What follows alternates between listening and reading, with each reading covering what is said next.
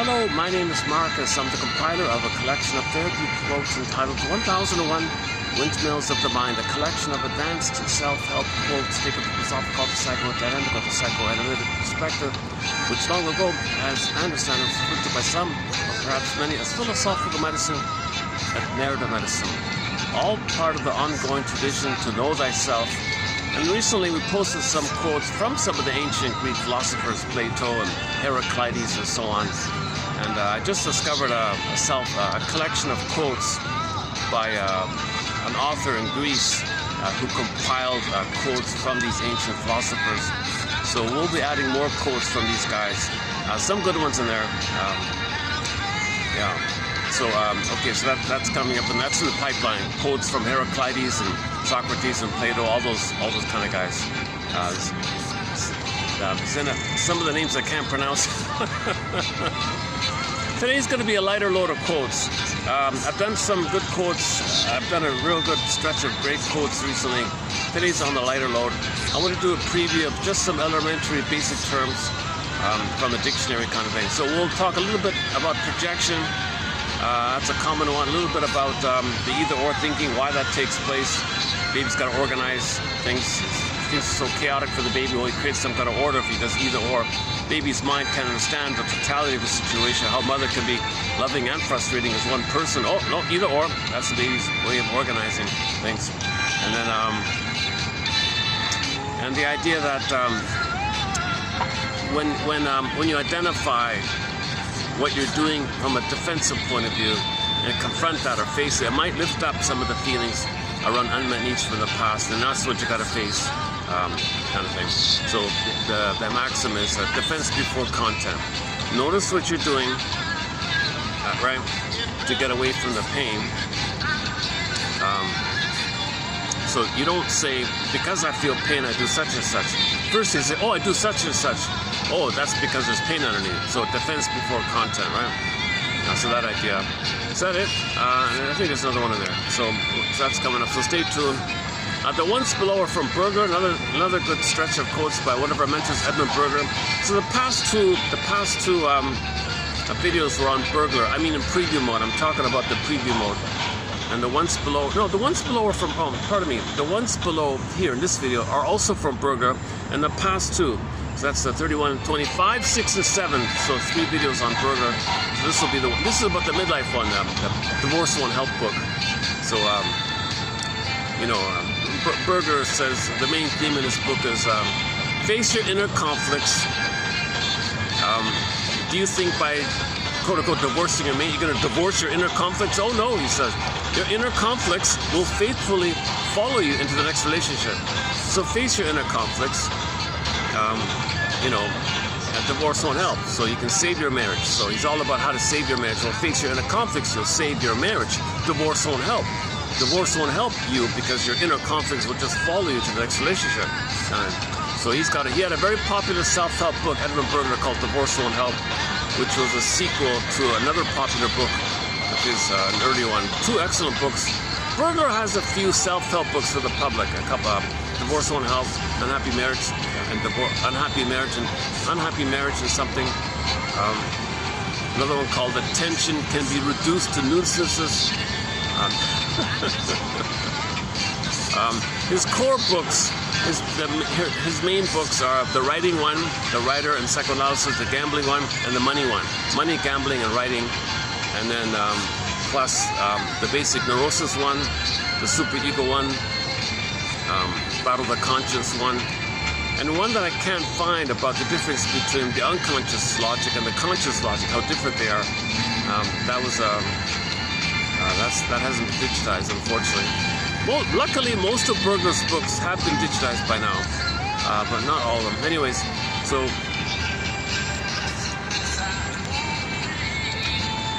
usually in the introductory part, I run through some of the basic points about how the baby has a budding beauty called the emerging self, but if there's trauma, it freezes up. He develops in other ways, but we live to the extent that we have this budding beauty, this emerging self, ontological self, sensitive self, and home within self. We live to the extent that we feel there. Your eye is there, the capacities with the eye. So if you feel badly if there's a mistake, you can share and articulate what you did specifically, that you feel badly about, share called apology, reparation. you feel gratitude. I feel gratitude. I there. You know, in intimacy, the heart's there. So heart and the body together in intimacy. Or in communication, you can share what's alive in you, or you can make an I statement. So there's Freud or Fortified, pleasure in each other's growth, empathy and understanding, and you know, there's a whole long list of capacities of the authentic self, real self, true self. But that part of us, that major part of us, gets frozen while the rest of us develops. When the rest of us develops, it's used by the survival brain to repeat the past, hoping to change the past. So although we get 10 PhDs, it's really in the service of the puppet master, in the child of the past, hoping for a better outcome. Called repetition component, with a trauma we repeat. So baby need a mother's love, they'll fail. Repeat, how do you repeat? Well, use your 10 PhDs to create excuses to make yourself unknowingly think that something symbolic of mother could be actual mother. So step back aside and say, wait a minute, this is symbolic recreation. So via our symbols and our symptoms, that's how we can consciously know something that we couldn't know, where as a baby we had a need, wasn't met. We don't know that. Now as an adult, we know it through our repetition compulsion, our oral fixations, like smoking, drinking, gambling, and so on, greed and all that. Very strong attitudes of jungleism, attitudes, sarcasm, either or thinking, my greedy or greedy, wolves, and we live, all these kind of primitive, archaic attitudes like that. So the way you think, in the body as well. So the symptoms in the body, your extreme attitudes like that, narcissistic jungle attitudes, and the addictive behavior or the addictive use of things like smoking, drinking, so on. Or the manic behavior, the chase. And with the chase, you always chase, so you don't enjoy it because you can only chase. Because you're in pain, the chase gives you hope, pushes back the pain, pain comes up, chase gives you hope, the hope pushes back the pain, and you're in the cycle. So in trauma, we repeat.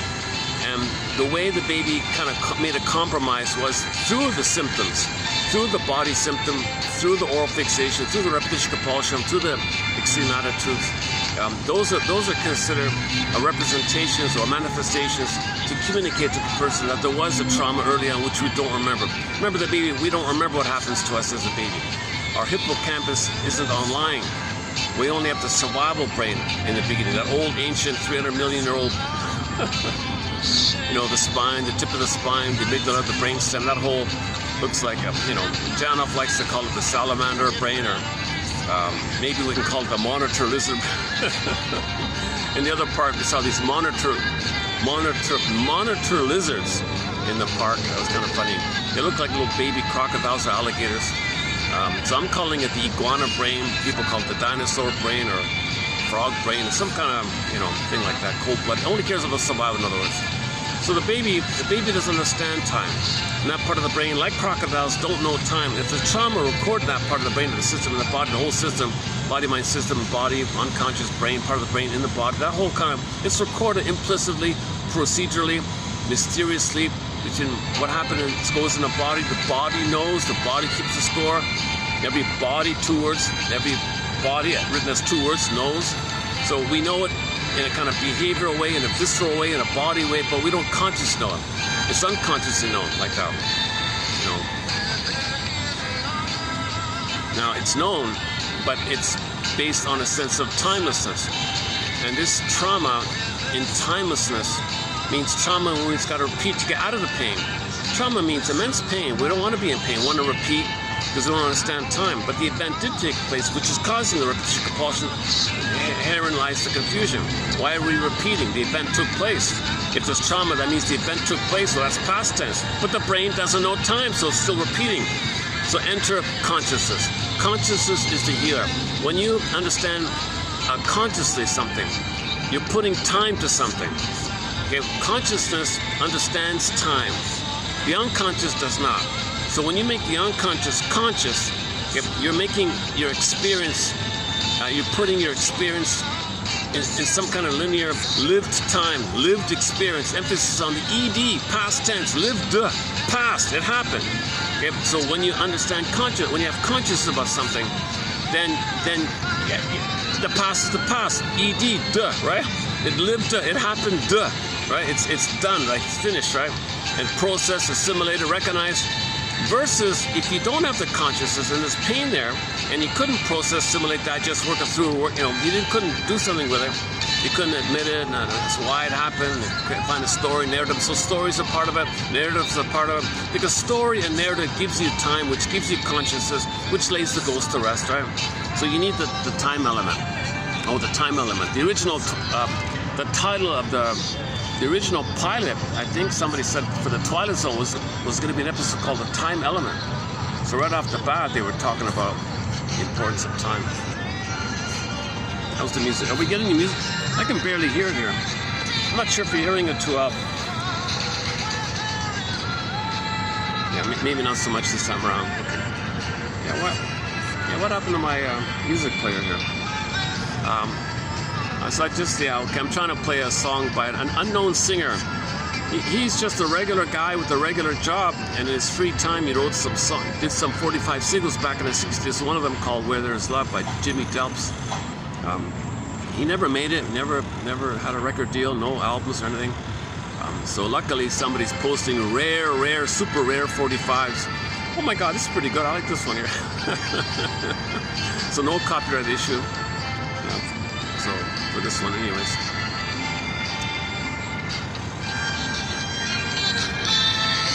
Where there is love for me, that's inside of one.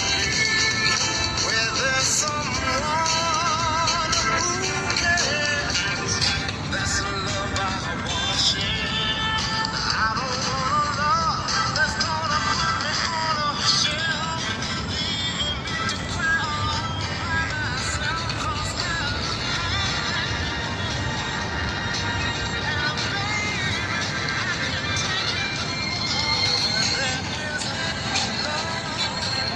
So consciousness is the healer in the sense that it's narrative, and there's a sense of time. And you need the sense of time to recognize the past is the past. So your life force could be for the present. But if your life force is for the timeless trauma, and you're repeating to get a better outcome, it doesn't make sense.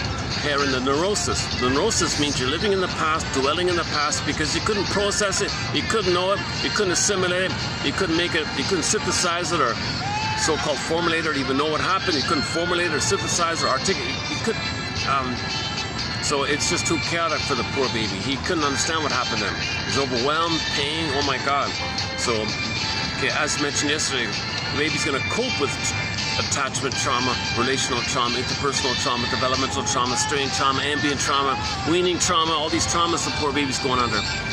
Again, we're not blaming the mother, we're just saying that she's impaired herself, she has trauma herself, she ended up with emotional dyslexia, emotional warping, she may have a narcissistic personality structure and as a defensive structure to protect herself from the pain of her loss, of having lost the real self for her. So she's defensive mode where her present's always the past. So she transfers the past to the present, pulls the child into her drama of repeating her past. So the mother takes the baby and says, baby, you play me, I play the mother. Now the shame me, you're me, I'm the mother. So she's playing what happened to her. So she can know the story of what happened to her. She needs the baby to shame so she can catch herself and say, oh my God, I'm doing to my baby what my mother must have done to me. Now she's getting the story. But for her to get the story, she's got to act it out, and then she's got to catch herself and put like a conscious vocabulary or thoughts to it, then she won't hurt the child. But she doesn't even know the story. It's known in the body, so it's called action language. It's going to behavioral act. It's called transfers, acting like actors. It's going to act it out. It's symbolic. It's hurtful for the baby, but the mother's trying to know what happened to her. So she has the baby in an attempt to know what happened to her. How does the mother wants the story of what had happened to her. So she has the baby. Baby, I'm going to have you. I don't know why I'm going to have you, but I feel some desire to know my story. So I guess I'm going to have you so I can shame you, and that'll help me know my story. My mother shame me. Sorry, baby, that's the only way I can know my story here. Oops. Oh, hang on.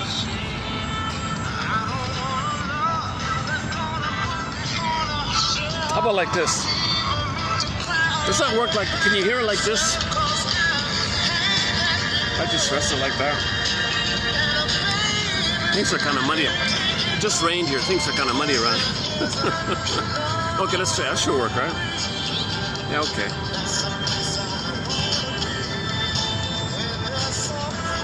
Rain or shine, that's where I want to be. Where there's love. Nice little song, eh?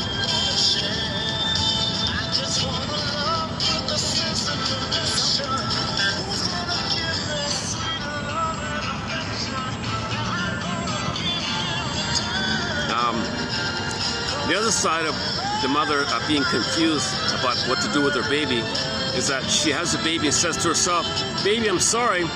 I had you not to love you and nurture you and see you be yourself. No, I never got love from my mother. I had you because I'm going to parentify you and make you do for me what my mother failed to do for me. I'm going to parentify you. I made you to find me. I could never find myself because I had no mother. So baby, you be my mother. Baby says, I'll try my best, mother. Well, number one, so what do I have to do, mother? Well, number one, you can't have needs for development. Oh, ouch. So mother eats the heart. So in Snow White, that's not eating the heart idea. We mean the baby's beauty, his individuality. You got to think of the heart as the soul and the heart and the core, the beautiful individuality of the person, his authentic individuation, who he be, how he be loved, that potential. Okay, the heart like that, the heartful living. So mother eats the heart like that. Okay, she's angry, that's the poison comb. Okay, cortisol in the breast milk, poison nipple. Okay, stress in the milk and the cortisol in the milk goes to the nipple. Baby's suckling or nursing. So the baby's physically alive, but he's getting toxic cortisol, adrenaline in the milk, it's a poison apple idea. And when the mother holds the baby, she's got angry thoughts and she's got stress. So her handling is going to be rough. It's the laces nightmare. So the baby's suffering like this. So mother says, I made you to find me, so I'm going to squash your individuality. Okay, so baby says, well, whatever you want, mother, fine, I'll give up myself to please you. Good. And so you mean, mother, if I try to be myself, you punish me? That's right. I'll keep you alive so you can serve me. Oh my God, mother, that's not fair. Well, what happened to me was not fair. But you're the mother and the baby. But the mother's in a compulsion. She's in an immense amount of psychic, unconscious pain, driven to repeat. Okay, driven to repeat. So she's going to repeat. A, by shaming the child the way she'd been shamed. B, turning the baby for symbolic mother, because the compulsion is to find mother. So the baby's going to be a symbol of the mother. It's sad stuff, right? The poor baby's being viewed by the mother as a potential imaginary, delusional, hallucinatory mother or something. It's called projection. Projection means something in you, it's so strong you see it outwardly, like a hallucination. Like the guy in the desert, so thirsty he sees water, that kind of thing. Mother's a little psychotic like that. So, but now the cortex gives you, she has a reasonable part of the mind called rationalization, which gives you flim-flammery, duplicity, double talk, double think, excuses. And society gives women a whole long list of ready-hand slogans of excuses. Mother knows best. Mother's rights. Woman's rights. Mother's rights. She has all these handy, convenient excuses to turn to the baby. Baby, yes, I'm your mother, but covertly, no, you bother me. So meanwhile, the poor baby's not being seen, overwhelmed, stressed. This is attachment trauma, relational trauma, developmental trauma. So the baby learns he's got to give himself up. Okay? In the process of giving himself up, his soul will be frozen. Okay? So his budding beauty, the symbol of it is a princess. The princess turns to stone, or morphs into a bird and flies away. Or the earth opens up in his core, the soul of a person. Princess core gets pulled down. Princess heart, princess soul, princess core gets pulled down. Chasm, there's a gap there. Disappears, morphs away, flies away, turns into a fox, runs away. Yesterday was the fox one, runs away. Okay, and so on down the line. So the imagery means for the baby, the budding beauty is not going to be there. So that's frozen, suspended, or disappeared, or exiled. Okay, imagine the chasm, the crack in the earth, the chasm, the hole like that. So that psychic pain, the brain sends you endorphins called the swoon. There's a pain so utter, swallows the substance up, it swallows. Emily Dickinson's famous line is, there's a pain so, with trauma, there's a pain so utter, it swallows substance, or core self, it swallows it up like an earth thing. And then the person, whoa, pain, pain. Well, when the baby's in pain, the mercy is the brain sends you endorphins to numb it. That's like a swooning, numbing like quality. It numbs the pain, like it's like a natural anesthetic in the brain or something. Maybe I can. Yeah, let me hit the pause button on the music here. Okay, let's do that. Oh yeah, it's funny. It's hard to get the right volume on it. It's either too low or too louder. Sometimes I get the sweet spot. Today's a little different for some. What is it with today? Chair slouching back. Okay, enough about the logistics here. Yeah, so you'll see my anxiety. I'll make a little personal anxious comments on my side. I have not been analyzed. I have anxiety. I sweat easily. It's too hard or something. John F. says, if you tend to sweat too easily, that maybe you have prenatal trauma. You're too hot. When you're too hot, it means there's trauma. He says when people do therapy, he measures people's temperature before and after. And at the end of therapy, he notices when there's a successful therapy, in the event there was a successful therapy, he noticed the commonalities that the body temperature dropped a little, cooled a little bit. Whereas in the beginning of therapy, the body temperature was consistently too high. After a couple of years of therapy, it dropped a bit. It's to its normal place. So when there's trauma, your body heats up so you sweat easily, I think. And that can happen in uterus or after, or it could be afterwards, it doesn't have to be the uterus. It sounds kind of rough on the mother, but we got to understand. But you see, the mother is just repeating what happened to her. It's called intergenerational trauma.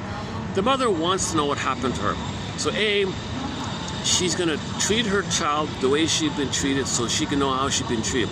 B, she has a hope for mother's love, so she parentifies the child as a symbol of mother to get mother's love. So the child on both ends of this is overwhelmed. Okay, again, this is a trauma for the child. The child is going to cope, the baby's going to cope the way the mother coped, basically. Okay, he's going to freeze up the soul.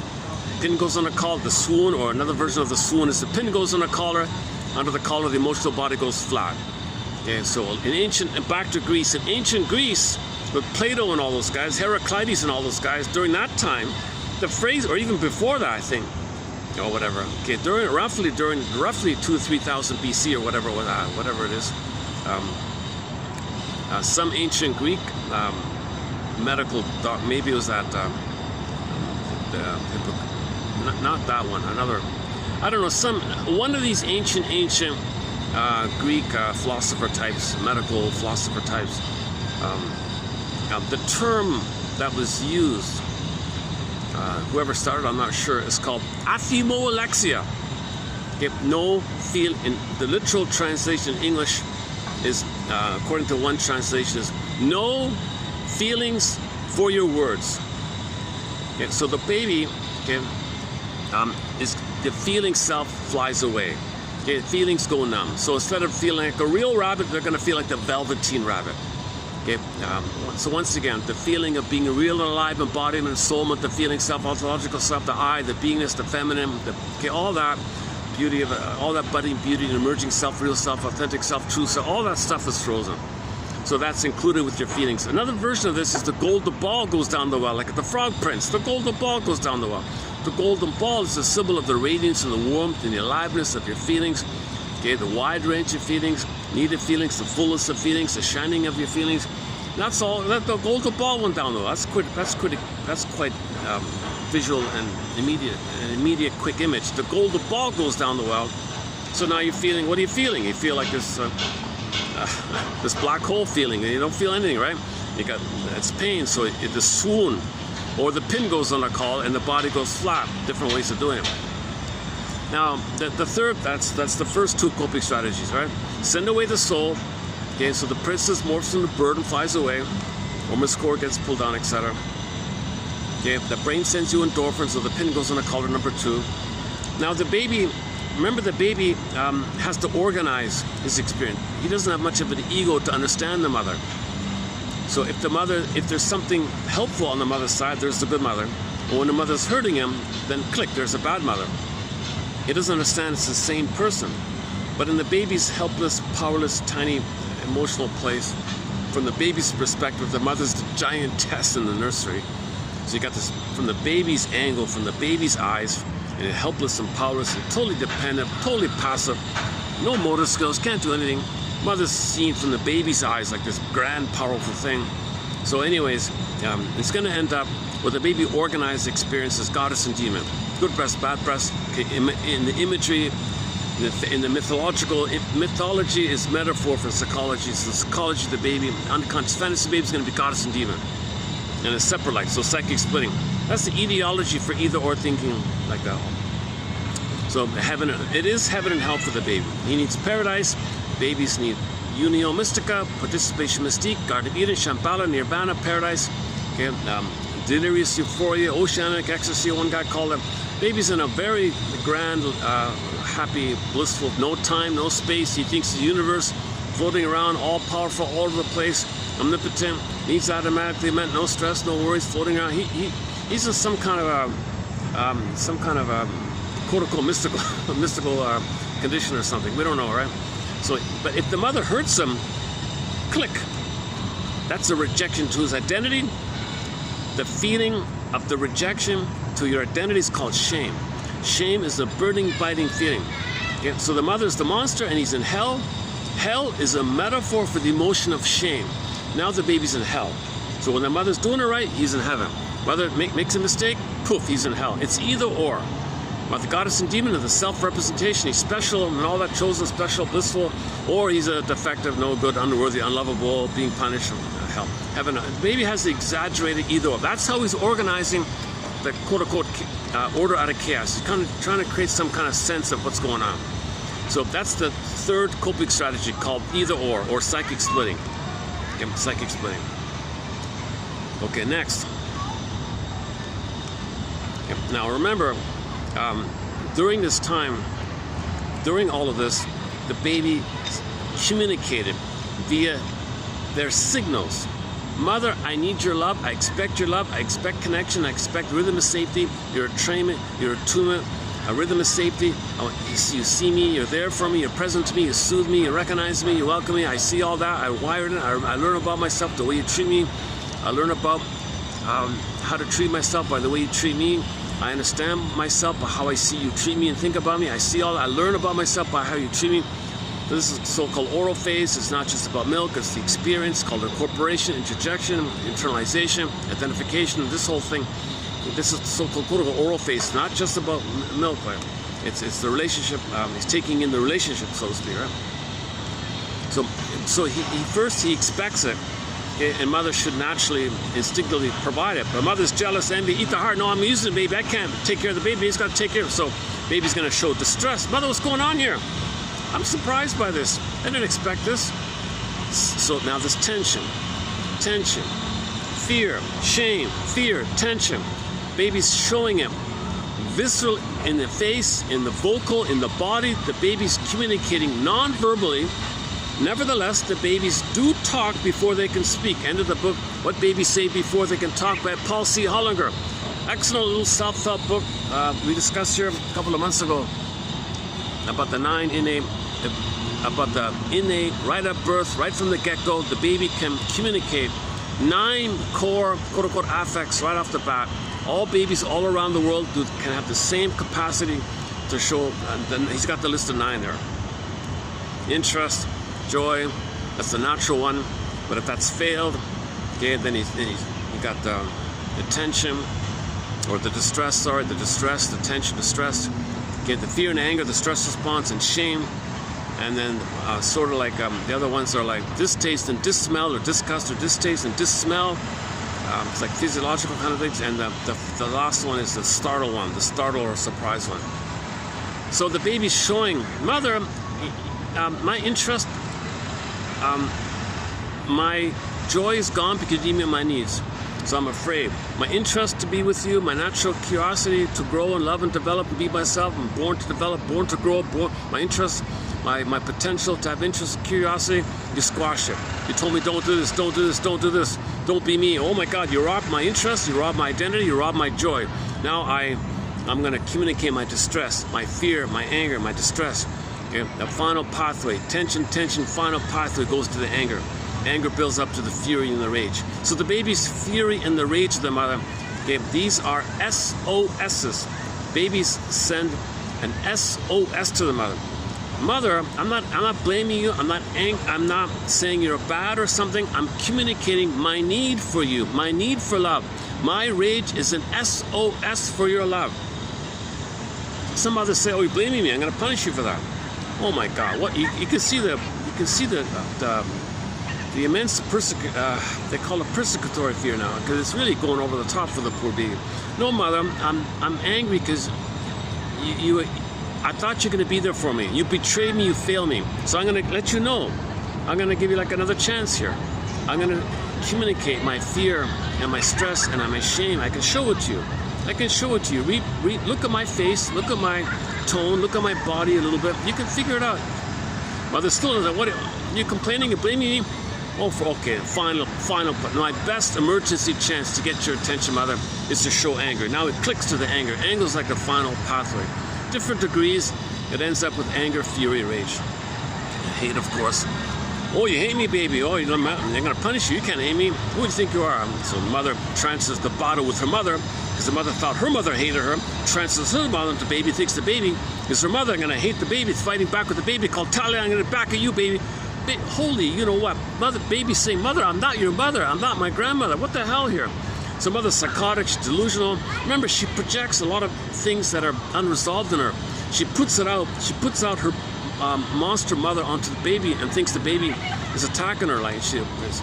And now she's fighting back with the mother. The baby's saying, mother, my anger is, I'm trying to tell you I need your love. I'm not my grandmother. I'm your baby who needs your love. No, you're not. You're my mother. I'm going to fight with you because I'm angry with my mother. I'm not your mother. I'm your baby. No, you're my mother. No, I'm not. You can see the mess. This is a relational trauma, interpersonal trauma. Okay, the child can't develop, hence it's developmental trauma. Child needs secure attachment. It's a traumatic attachment. So that's a attachment trauma. So the baby, okay, so in the anger mode, okay, while the baby's expressing anger and mother blocks it, okay, now because the baby is still in a state of oneness, okay, his anger is going to rebound in on himself because he doesn't know where it begins and ends and where the breast begins and ends. The first mother's the breast mother. Right? So he's kind of blurred up a little bit.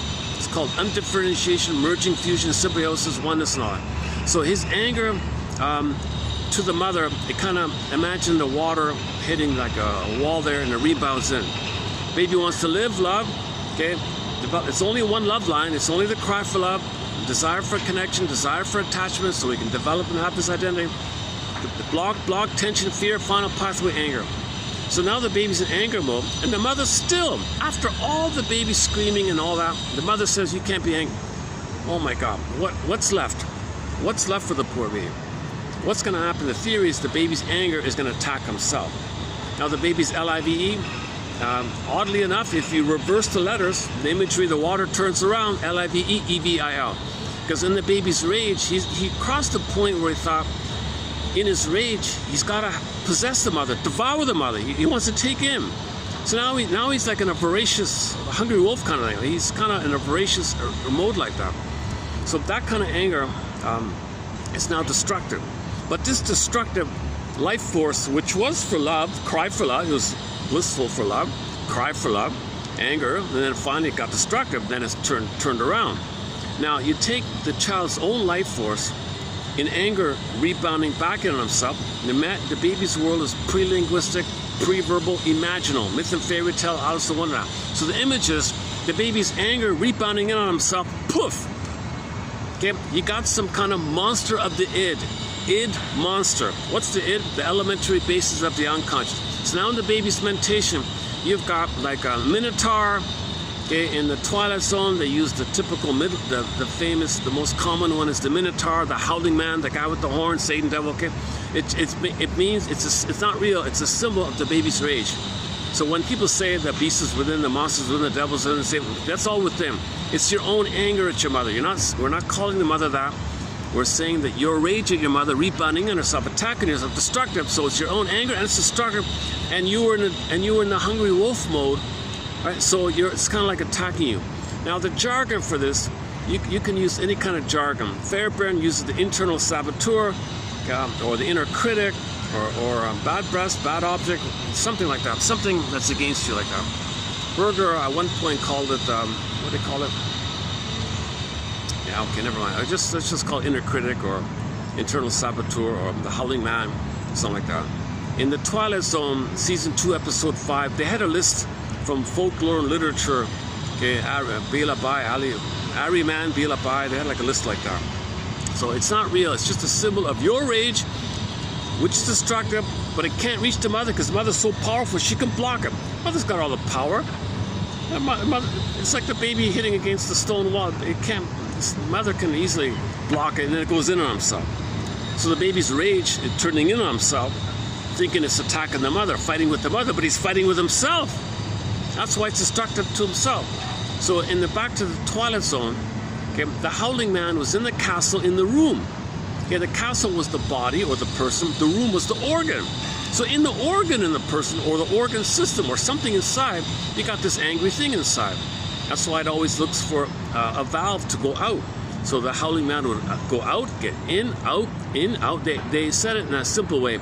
It's really simultaneous, I think. The anger's going in, the pain pump is going in, but it leaks out. So that's your prejudice, and like the mother blaming the fighting with the baby, the mother's discharging. It's not an apt reaction, she's just blowing off steam because she got too much anger on herself. She can't handle all that anger at herself, at her mother to herself. She's got to displace or discharge or channel or blame, scapegoat, okay, outside projection, okay, externalize to get relief, get some kind of relief, like pressure cooker, a little bit of relief like that. But the anger's still going in. So this is typically seen with negative humor, dark humor, black humor, bitter banter, sarcasm, get all the cynicism, this kind of thing. So it's a constant negative thing. Even today I saw this morning somebody said a lot of jokes are veiled hostility, a lot of jokes that slip out of people are veiled hostility, so it's leaking out like that. They're not fun, you know, they're not fun kind of jokes. Some jokes are kind of hurtful like that. Black humor, dark humor, whatever you want to call it. What's going on here? What's with my chair? What's that?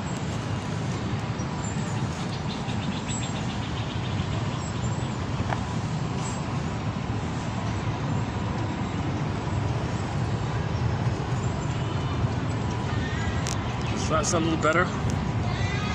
Yesterday was okay. Today, something's going on.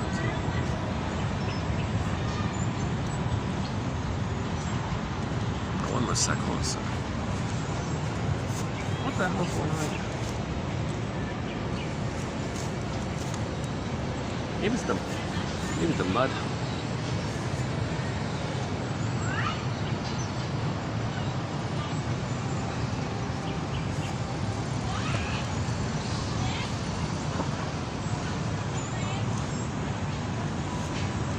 Oh, that's a little better. Yeah, okay.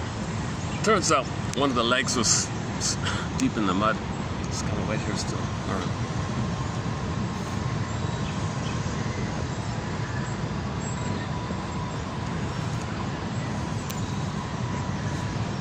Oh yeah, that's much better. Okay, we're back to normal here. All right, I can calm down. I was feeling a little, I felt like I was thinking or something behind me. Okay, yeah, okay, so the howling man, right? So we're talking about how the baby copes with attachment trauma. Okay, so the soul, the budding beauty freezes up or exiled, going on out with her. Okay, the chasm, the pain, okay, the swoon or the pin in the collar, flat affect, athemolexia or alexithymia.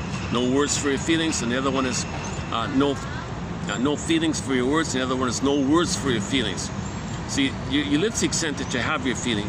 We mean your primary feelings of the golden ball, not just the stress, not the sensation of the stress response of fear, anger, shame, okay, spite, all that negative stuff in the survival place. Okay, so in the Disney film, when joy, sadness represented the primary, and when the feeling self got zooped away, okay, at the console you mainly had anger and fear. They're kind of together all the time, and then like that. And then in the sequel, they added ennui and envy and jealousy and regression and pathological nostalgia. What was it? Ennui, embarrassment, shame. Those kind of visceral, kind of survivalish areas, right? So you have the main feelings for the quote-unquote human side of being human. Okay, the wide range of the gold ball: joy, sadness, interest, curiosity, pleasure, love, and affection. Okay, ethics, morality, all that. Primary positive feelings of living and loving, but that got zooped away with trauma. Then you're in survival place, so that's why you saw fear and anger at the console, right? Probably anger is the console, and then sequel anxiety. Well, anxiety was the past fear. So really, in the sequel, at the console was the old fear coming to you called anxiety. And ennui and envy were there and all that. So at the end of both films, joy came back. Joy runs the console. Joy is the primary animating emotion for our living and loving. Joy, or the serene, inexhaustible fullness of being. Shirley Temple called in the film with Shirley Temple. The bluebird of happiness, or the blue jay of happiness is within. Like that. Sadness, you need sadness because I feel sad, so it's got to be I there. It's to admit a loss. If you don't have the I, you can't admit loss, okay, now you get into complicated grief, aggravated grief, and the snowballing effect, the pain, because you can't feel, when you can't feel there's pain, the pain snowballs, then at late in life, the person becomes a bitter curmudgeon. These people that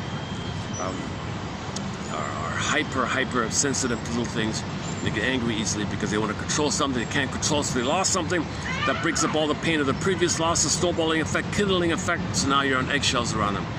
So these, you gotta be very careful, or they seem like that. So they never mourn, they just had a lifetime of pain, lifetime of hate. They never won on the hero's journey. They never won on the hero's, these curmudgeon types in their 70s, 80s, whatever, they never went on the hero's journey. They can do it at any time. Anybody, it's never too late. There's always this drive for healing, but we resist, but it still keeps coming to you. And there's always this urge to heal. Either you cooperate with the urge to heal, or you're afraid of it and you push it back and delay. That kind of.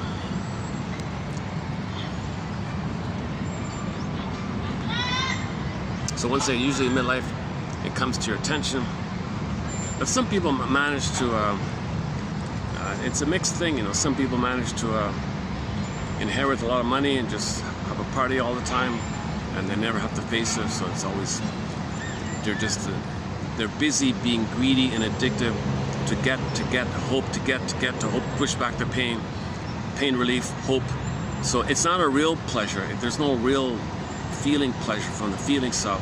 It's just pain relief, and sometimes you're schadenfreude because you get a pathological joy when you, played by someone else, is damaged and it's not you, but it is you, and you play the mother, damage yourself, you damage others because you're the damager, but you damage yourself. You Faustian deal, Faustian bargain, Faustian pact. So the devil's laugh, okay, it means that's not real joy. Pathological joy called schadenfreude is not authentic joy. So a lot of people might have a lot of wealth and all that, and they think they're happy or something. It's pyrrhic, it's Italianic, it's just stress relief, and this gotcha kind of thing. Getting back at the world. The world's your mother. Remember, for the baby, the breast mother is the world, imprint, prototype, set in, stamp, plunk.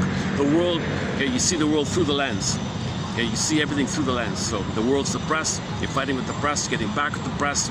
This kind of tension release. You get tension release, and people think they're happy. I'm not happy. Yeah, I had a good time. Did you really? You know.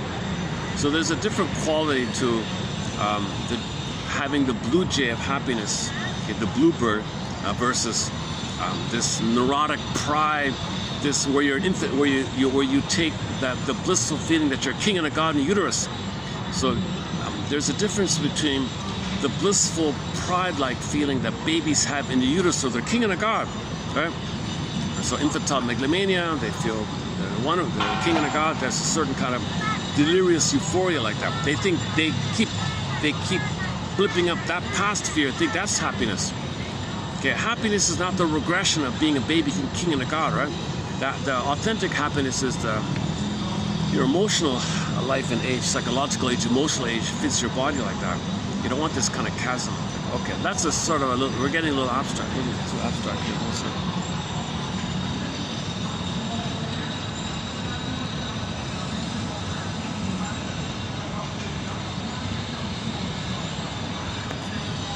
Yeah, I'm gonna finish early here because I noticed they're preparing for a little kind of like every year, one night,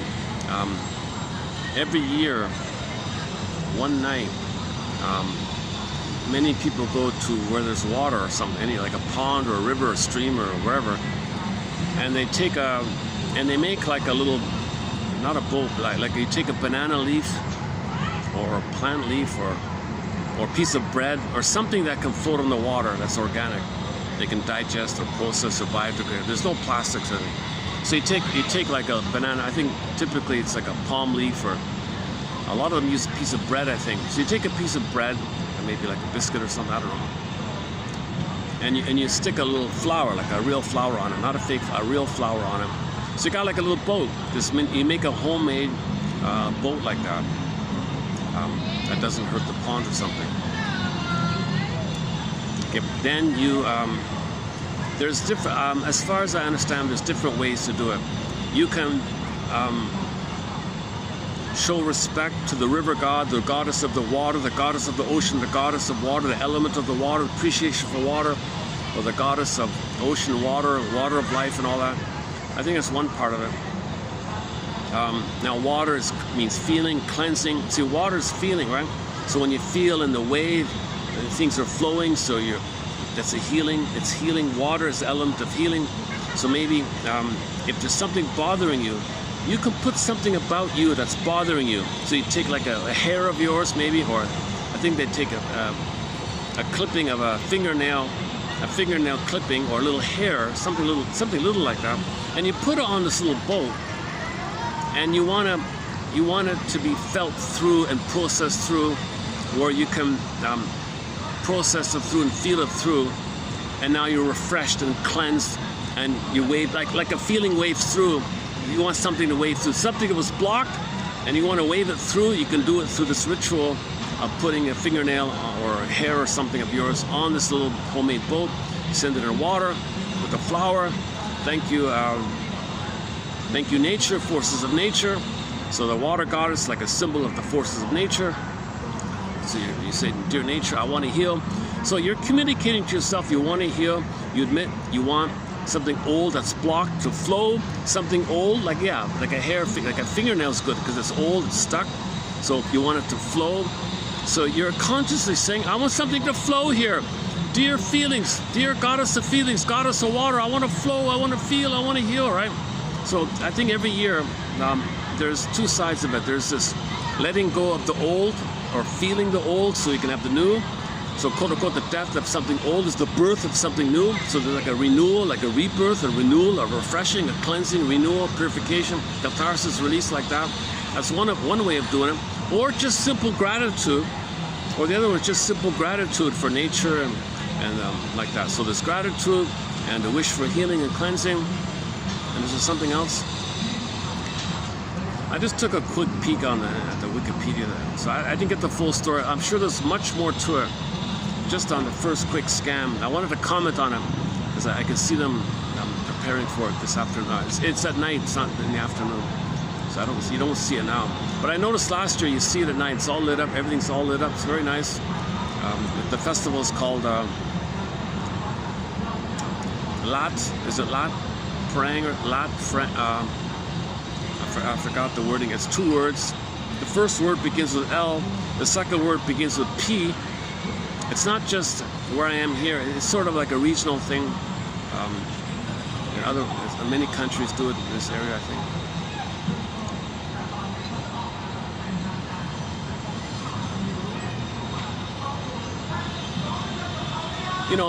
Some versions of this, I don't know if it's part of this as well, but sometimes people want to release something, like there's a loss. So maybe you can put something of a. Maybe you want to accept the loss. So maybe there's some. I'm just making it up. Maybe you think about somebody passed away a few years ago, and you're ready to let it go.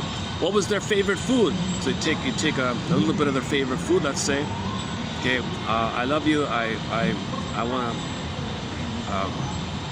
to accept what happened. I want to admit the loss. I want to release it. I want to welcome and admit the loss.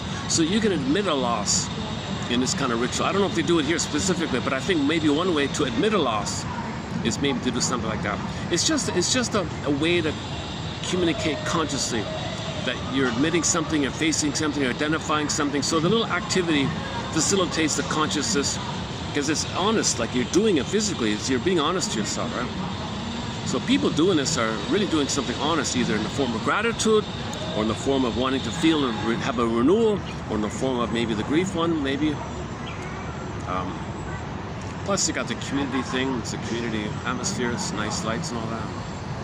It's a comfortable thing. It's a nice little, the mood, I noticed one time I saw it, the mood was really kind of serene and kind of calm and peaceful. Maybe people are feeling a certain level of peace or release or something.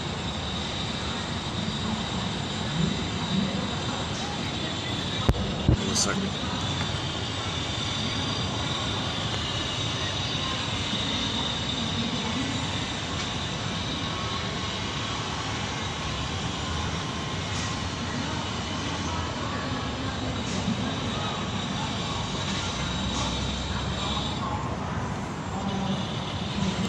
Let me get out of the sun here. Let me play a song so I can move it over to the shade here. Hold on a sec. Yeah, we played yesterday we played Ain't That Peculiar? Interesting discussion about that. Let's not redo it again here. Here's an instrumental. Here's just an instrumental piece from a traditional harp by a guy named Aytak Dojan or something from Turkey. So let's play this here.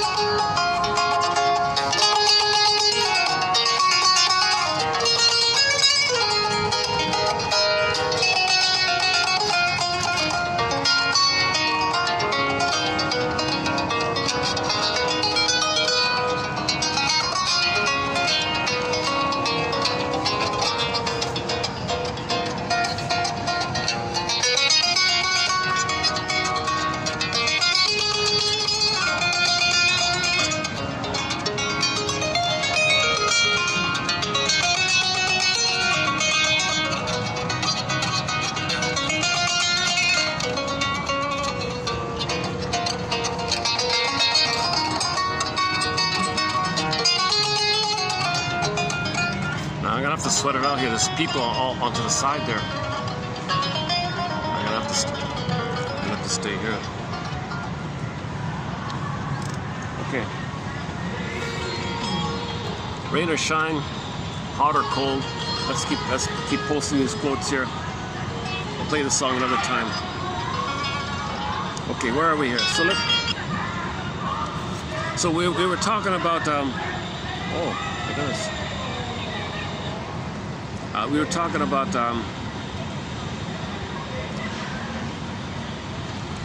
how the baby deals with the trauma with the mother. He's got to feel some kind of connection to the mother, right? So first things first, he suspends his personal feeling development. The pain of it, he numbs it. Thinks in either or terms. Okay. So that's called the paranoid schizoid position, to organize the chaos of it all. Good breast, bad breast. Okay, self, amazing, self, no good. So he kind of organizes things like that. It's not meant to be like that. There's only one whole person. Mother's a person, baby's a child, person with different aspects. Diamond, mother's a person, diamond, facets. You're not supposed to be a separate, entities like that. So that's a confusion in the beginning. Some people, Klein thinks that we all do it and then it gets resolved. Some people think it doesn't have to be. If there isn't trauma, you can maintain your sense of self and see the mother as a person.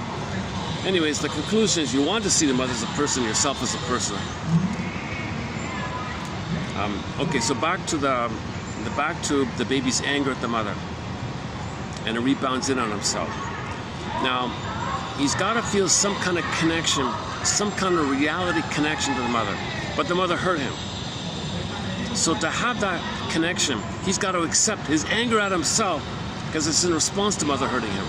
Now he's got to accept his own anger attacking himself. Okay, that's his tie to the mother. He's going to be fixated at this masochistic place. He's got to make it masochistic, i.e. psychic masochism, because he's got to find a way to deal with this. So enter psychic masochism. He's going to find a way to pleasurize it, nullify it, get sugarcoat it somehow, bury it somehow, because the brain will send you endorphins, but underneath the endorphins is the pain. It's deep. It's a quote-unquote major crime in the psyche to think pain is pleasurable. Now you're addicted to pain, addicted to your own self-hate. It's like a self-addiction or something. So it's really that's called psychomasochism. Edward Berger's theory, he calls it the basic neurosis, a fundamental thing here. Now we don't want to know this. We can't know this.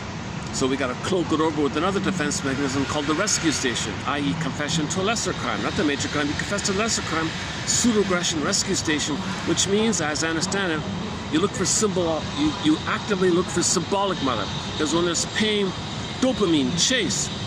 Your brain sends you dopamine to chase. For your survival, you got to find mother. You can't be in pain with mother hurting you. You want a better outcome. You want to find a loving mother. That's the confusion. You did get hurt by a mother who failed you, but you got to find a loving mother. But that brain doesn't know time, hence the split, like a little split like that. So you're fixated at the rejection, but you got to have hope to chase for mother, which is called repetition compulsion. Look for a similar mother.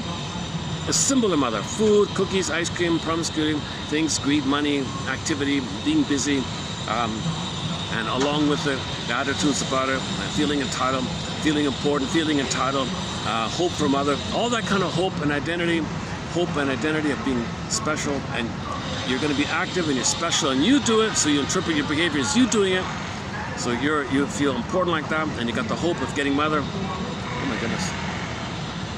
Maybe I should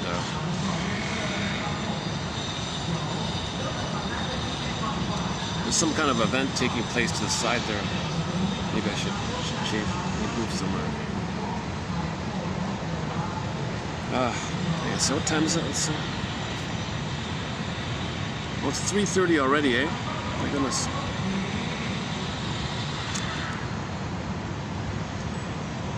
I should have started earlier. I could have started earlier, yeah, I missed it. Sounded like had I known about this festival, I would have started earlier. That'll start. Let me think, where can I, there might be a small chance, I haven't checked it yet, but I've got one sort of like balcony kind of thing indoors. On occasion, they let me use it on occasion. Maybe I better try it. I'm feeling kind of lazy to tell the truth. Maybe I can put up with this presentation on the side there. Oh, it's a screen. Oh, there's a jumbo screen. And there's some kind of a presentation going on. Nobody's watching it. Oh, they're preparing or something. Or maybe it's some kind of preparation.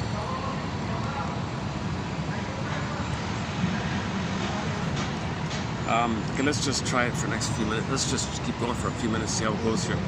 So, yeah, it's a little distracting. I gotta confess, it is kind of a little jarring like that.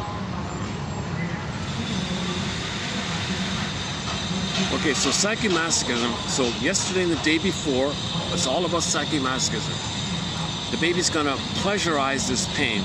It's a coping strategy, but the pain is the tie to the mother, but he can't know the pain, he can't feel the pain, he's gotta deny the pain, bury the pain, sugar-coat it, cover it like coating, sugar coating to bury it. But the sugar coating, something about, somebody said in the brain, pleasure and pain are very closely linked together. So if there's trauma, there's a wishing, there's kind of blurring up. So there's a libidinalization or pleasurization of the pain called psychomasochism. Now this is a real wrong in the psyche. This would cause a lot of harm. We can't live with this kind of memory of being a passive victim to our own anger. We're a victim to mother rejecting us, and then we're a victim to our own anger attacking us, since we're in defensive mode, defense mechanism. So the defense is dopamine, chase, hope, chase, look for mother. So again, with trauma, the set point of stress, cortisol, adrenaline, cortisol, and dopamine for the chase is very high. And the set point of love, oxytocin, and pleasure, serotonin are too low, because you're in survival mode. You can't trust the love. You gotta chase for symbolic mother. So dopamine means chase. So now this is the dopaminergic brain, the dopaminergic mind. One guy calls it dopamania. We're dopamaniacs. Dopamine. Now we're manic. We gotta chase. What are you chasing for? You're chasing for mother. You're not in the nursery. Chase for illusions of mother. Project mother onto something. Remember the projection quote? Something deep in you. You gotta project it, so you see it onto a symbol. So you associate. You need to see mother. You need to see the pint of ice cream as possible mother. You need to see the thing that's stable and durable and reliable, like they say in the ad, as a stable mother. Okay. And you need to see something that has the quality of something serving you, or being maternal or reliable or good for you or healthy for you. Enter those obnoxious cigarette ads. If you watch the old western called Trackdown, is that right? Trackdown, starring Robert Culp. I'm watching it now. Man, oh man, they have these amazingly, ridiculously now humorous, but at the time it sounded very convincing. I can see how people were very drawn to it. Man, oh man, they pulled in all the tricks, all the stops for those cigarette ads. Man, oh man, they said, oh, these cigarettes, they went on and about how authentic and how true and how real. They used all these terms about authenticity and the realness, and you can trust it, it's reliable. He went on, and they described the mother with the cigarette. So they want to provoke your transference for the need for the real mother onto the fake mother, the symbol of the mother, the nipple, the cigarette, the nipple, and then you. It's like the guy in the Oasis, when there's something deep in you and it's very strong, you're going to project it. They want to project it. They want to elicit your projection of the need for the authentic mother onto the fake mother, the symbolic ersatz self-object. Ersatz self-object. Fake mother, pseudo-mother. Okay, it doesn't have to be cigarettes. It could be food. It could be things you buy, a bag you buy, an appliance, a car, anything. You describe these things that you want to sell as the authentic, stable, good, reliable mother. That elicits your need for it, a deep need for it. Like the guy thirsty in the desert has a deep need for the water. He sees the water, oasis. It's a deep need, so it's called projection. So that quote's coming up, so stay tuned.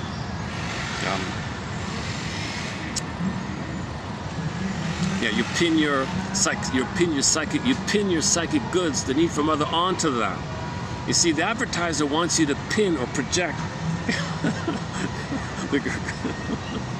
Somebody, in a recent quote about a week ago, somebody at the metaphor, well, in the underworld, they pin the goods on the patsy, and so, but they do it deliberately. It's a conscious criminal thing. But just in general with people, in psychological projection, we pin our unconscious goods, psychic goods, need for love, need for mother, okay, that wish for mother. Okay, you pin that onto something that the advertiser is telling you, hey, please pin your need for mother onto the cigarette. And we're telling you it's authentic, it's reliable, and you're a good one. And we're gonna show you, and you liked the hero in the story, didn't you? Robert Culp, you liked him, right? We made him like Jimmy Stewart or something. You kind of like him, right? He's a nice guy, and he saves everybody. He's a good sheriff and all that. You like him, so we're gonna order him. So at the end of the episode, the actor who played the episode, he says at the very end, he talks to the camera. I hope you enjoyed this week's episode of Track Down. Whenever I want the authentic taste of, he talks to the audience, and he pulls out the cigarette and does the smoke thing, and they're really unbelievable. It might be kind of like watching Star Trek. Imagine watching Star Trek. The episode's over. Leonard Nimoy comes on the screen and says, "Did you like today's episode of Star Trek?"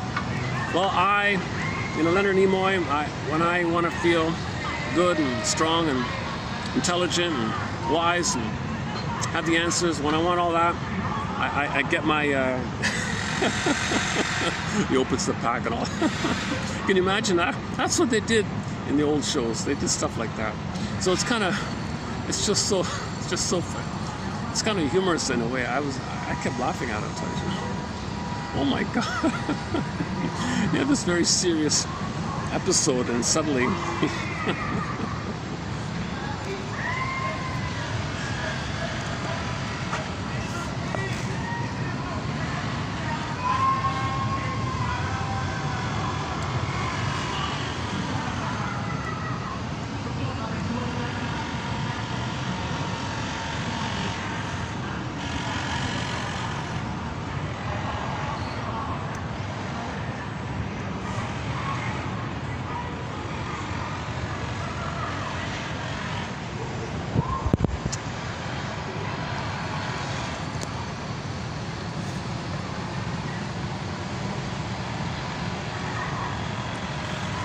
it's just the park centers just get busier and busier. The kids are coming out, and soon the festival thing is gonna start at night. Probably around 5:30, right? So when the lights come up, they'll start, right?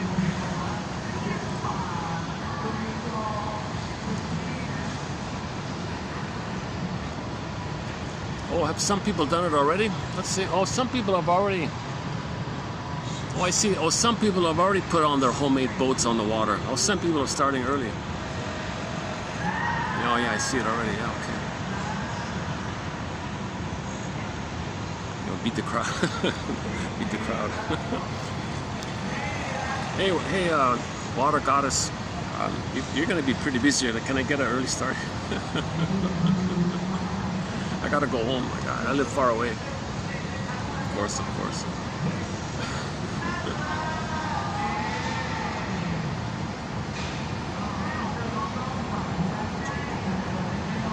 See, that's a motif: renewal, refreshment, release, cleansing, purification, gratitude, gratitude for nature.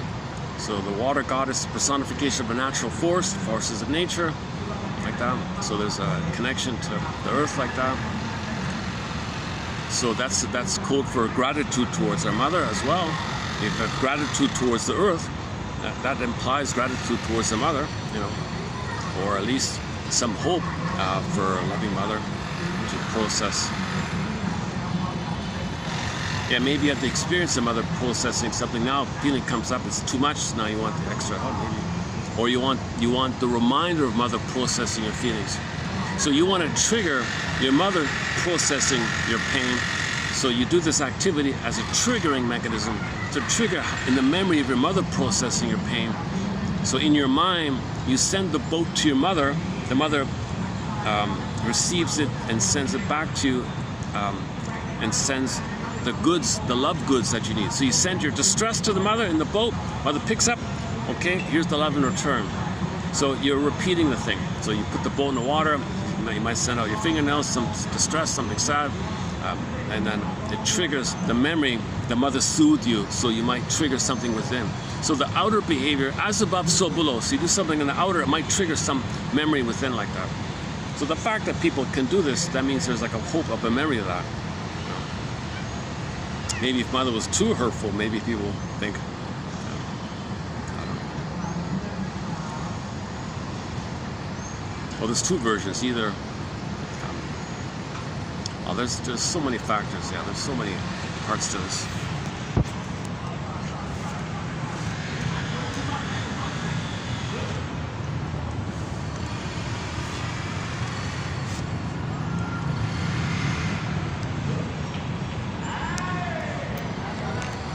Okay, so the dopamine is to chase, the oral fixation, the repetition compulsion. That's the hope to trigger the positive memories of love and connection and safety, oxytocin, serotonin, which pushes back the pain. Pain comes up, chase for hope, dopamine for the chase, serotonin and oxytocin from the catch, even if it's just a memory catch, or triggering the catch of the memory. So dopamine for the chase. Okay, so either you physically get something, and you feel a little better in that sense just for the moment, or you trigger the good connection and safety and oneness to the mother of the past, and you get the chemistry of that. Once again, Alban Paul's book, Narcissus in Wonderland, about the addictive trigger mechanism, there's that self-object about that. So you're always in hope mode. So when you get something, you don't enjoy it, really, because the oxytocin is too low, serotonin is too low. All you have is dopamine, chase. So you get something, chase, get something, chase. So the example was, these are the people who get something, they can't enjoy it. Give me the next one. Next one, next one. They got to chase. They're always manic dopamania. The book is called Dopamania.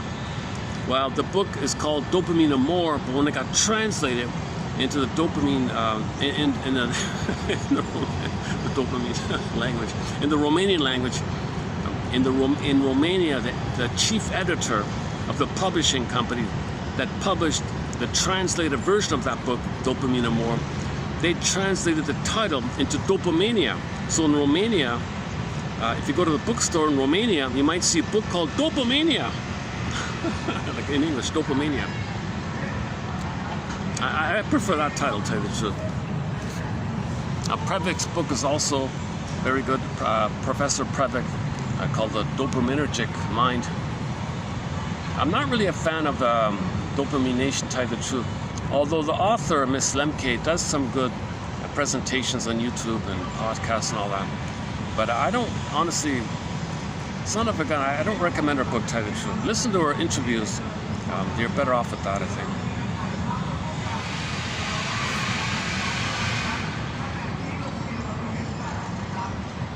A very good elementary 101 is a book called Meet Your Happy Chemicals by Professor Loretta Bruning. there's two versions. The original was called Meet Your Happy Chemicals. Okay, dopamine, exciting. Okay, of course, serotonin, safety, because you got something you feel safe. Serotonin means safety. Okay, safe, pleasurable, good feeling of feeling safe is called serotonin. The love one, the bonding one, the connection one, the attachment one, the blissful one, the oxytocin, the bonding, that's a happy feeling, because usually often they're together. Like if you're in love, you got the oxytocin, and then you feel safe, right? Or if you feel safe, you might, from the safety, you might connect, and then you get oxytocin. Often they're linked like that. The dopamine means the anticipation for those two. The fourth one, it's called endorphins. That's just the numbing, the pain one. It's not really a happy chemical, but she includes it there anyways. In terms of as a relative, in terms of relativity, you're happier than you were before. You're in less pain than you were before with dopamine, with endorphins. It's not really a happy chemical, but she includes it there. So she Meet Your Happy Chemicals. It's a very good 101 book. I think when she republished it, she changed the title of it. I don't know if she changed the book or not, but the revised reprinting of the book is called Habits of a Happy Brain. Is that right? Did I get that right? I'll double check it.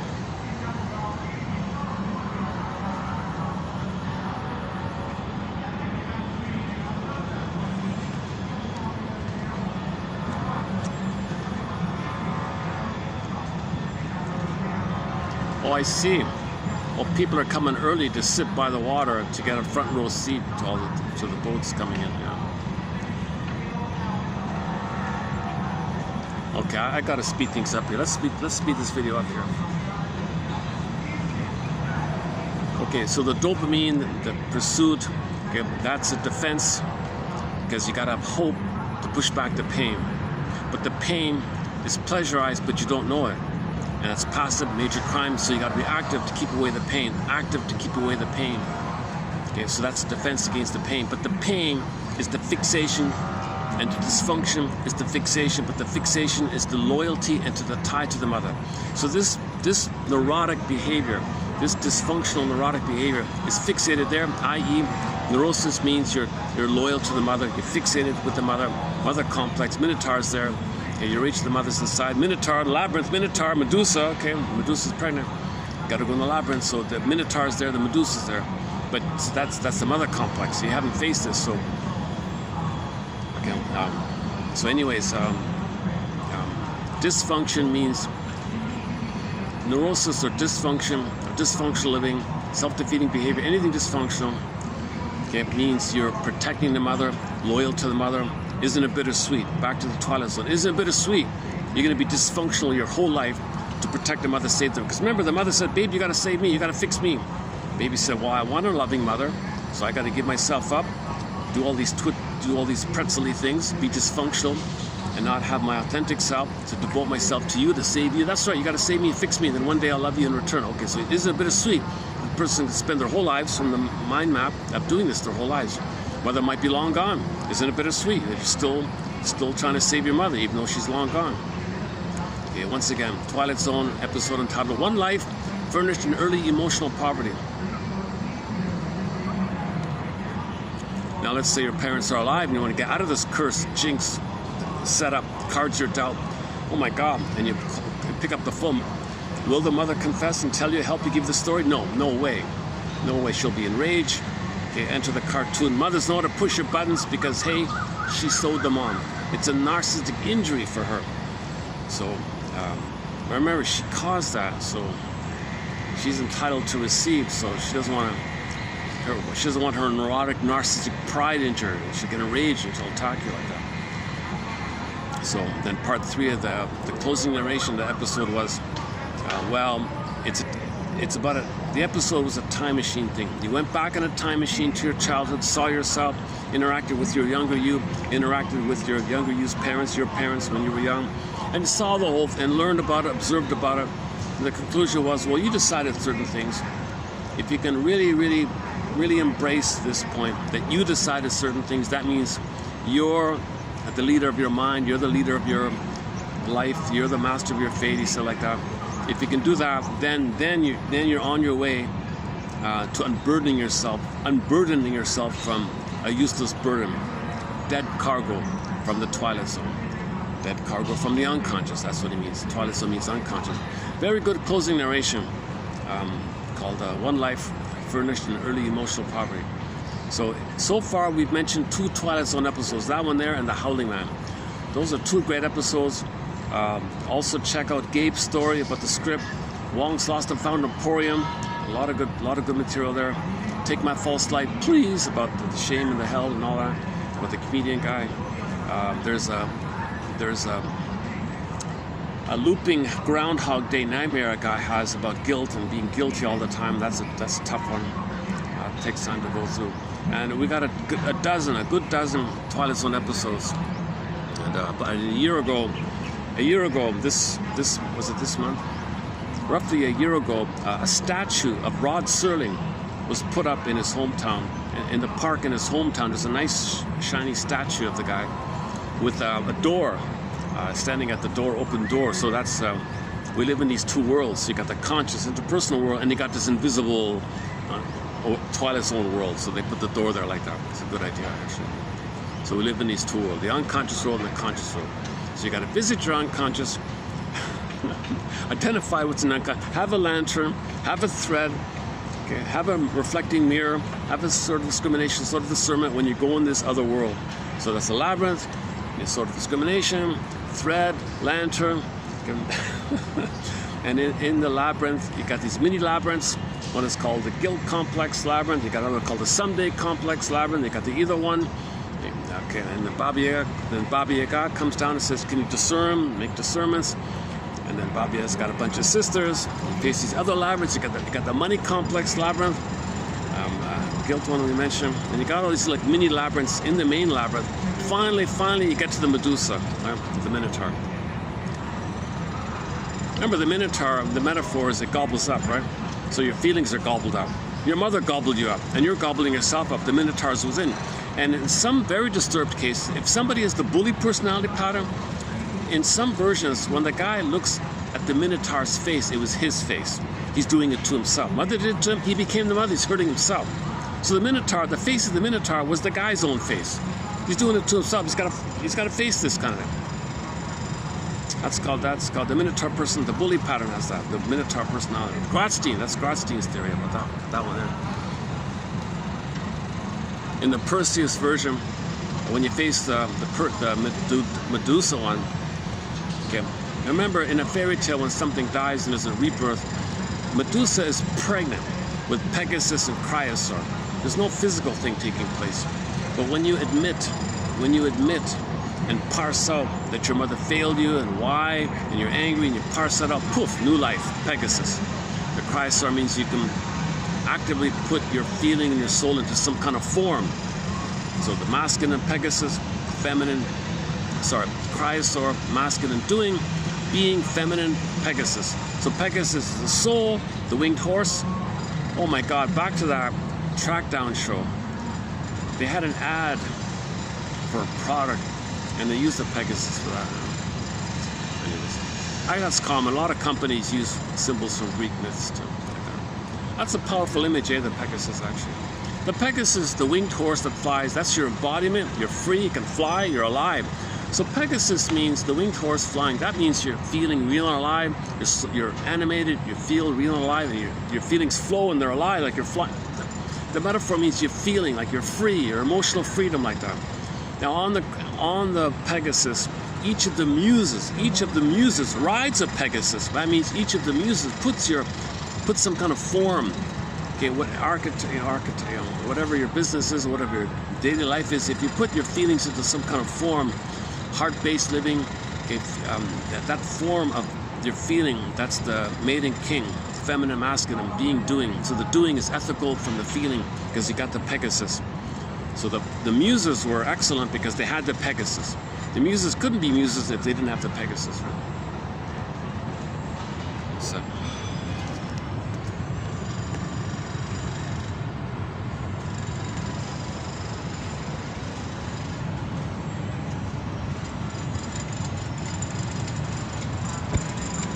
Okay, there's a lot more material in the introductory kind of parts. We can go on for 10 hours just on the introductory kind of parts.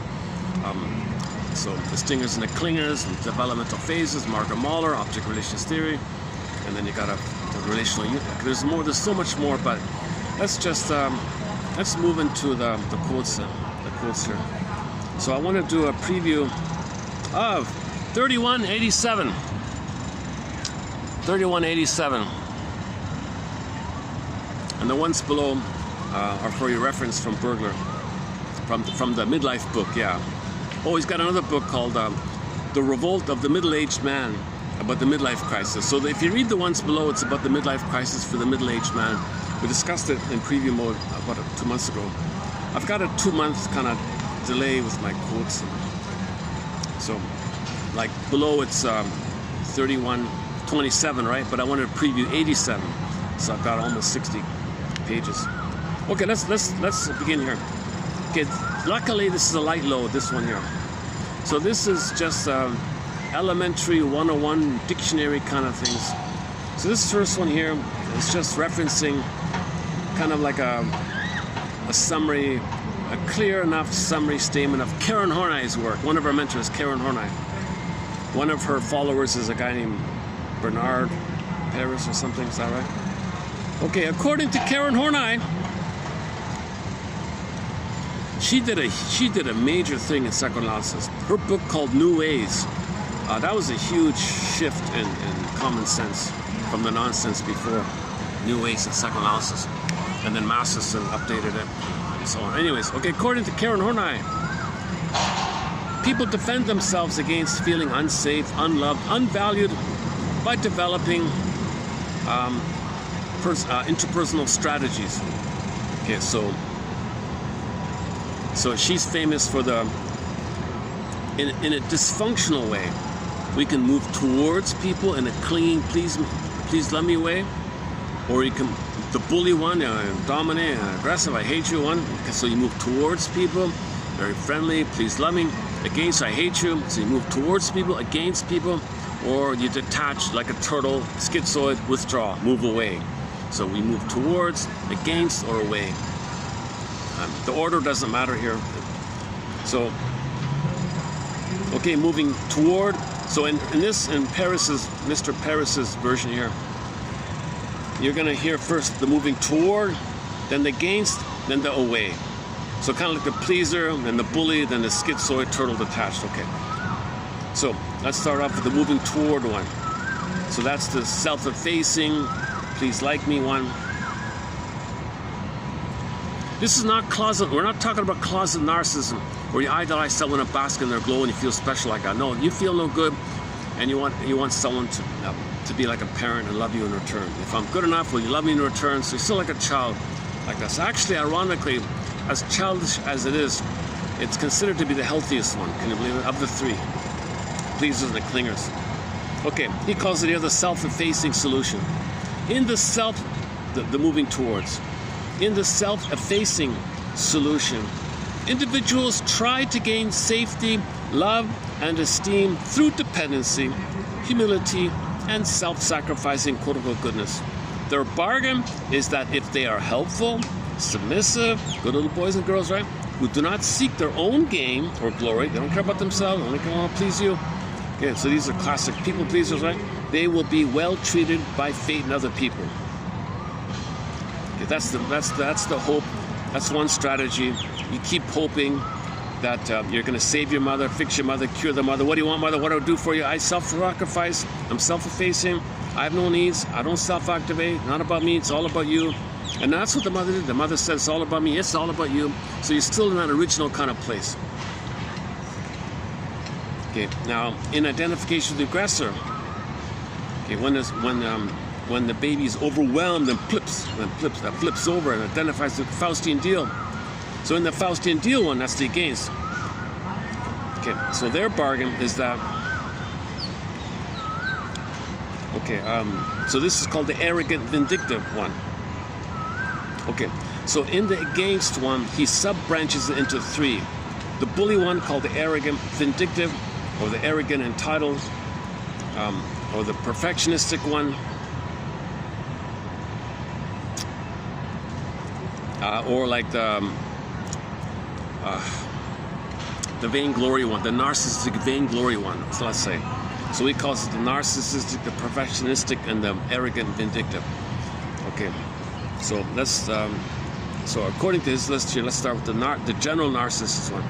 He means look at me, look at the star, like the star one, right? The star one. Okay, the star narcissists are full of self-admiration, have an unquestioned belief in their own greatness. Look, I'm so special, and display, you know, like a showy kind of thing. So they may be very buoyant and they may be very charming or something. So their ideas are that if they believe their exaggerated claim that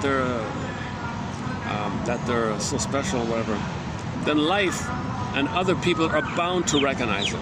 Yes, you're so special. You're a king and a god. In the OCD perfectionistic mode, the second one, called the perfectionist, they take great pride in their striving for perfection, excellence, attention to detail. They have a very legalistic bargain in their mind, where if they're perfect and correct, then other people will treat them fairly, whatever.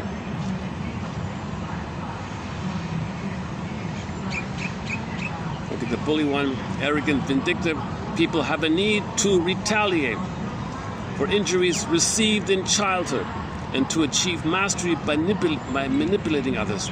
They do not count on life to give them anything. Okay, so this is the worst, this is the most quote-unquote antisocial, won't care about you. These are the most harmful ones, right? Most cynical, most wounded, don't trust, never, you know, that kind of stuff.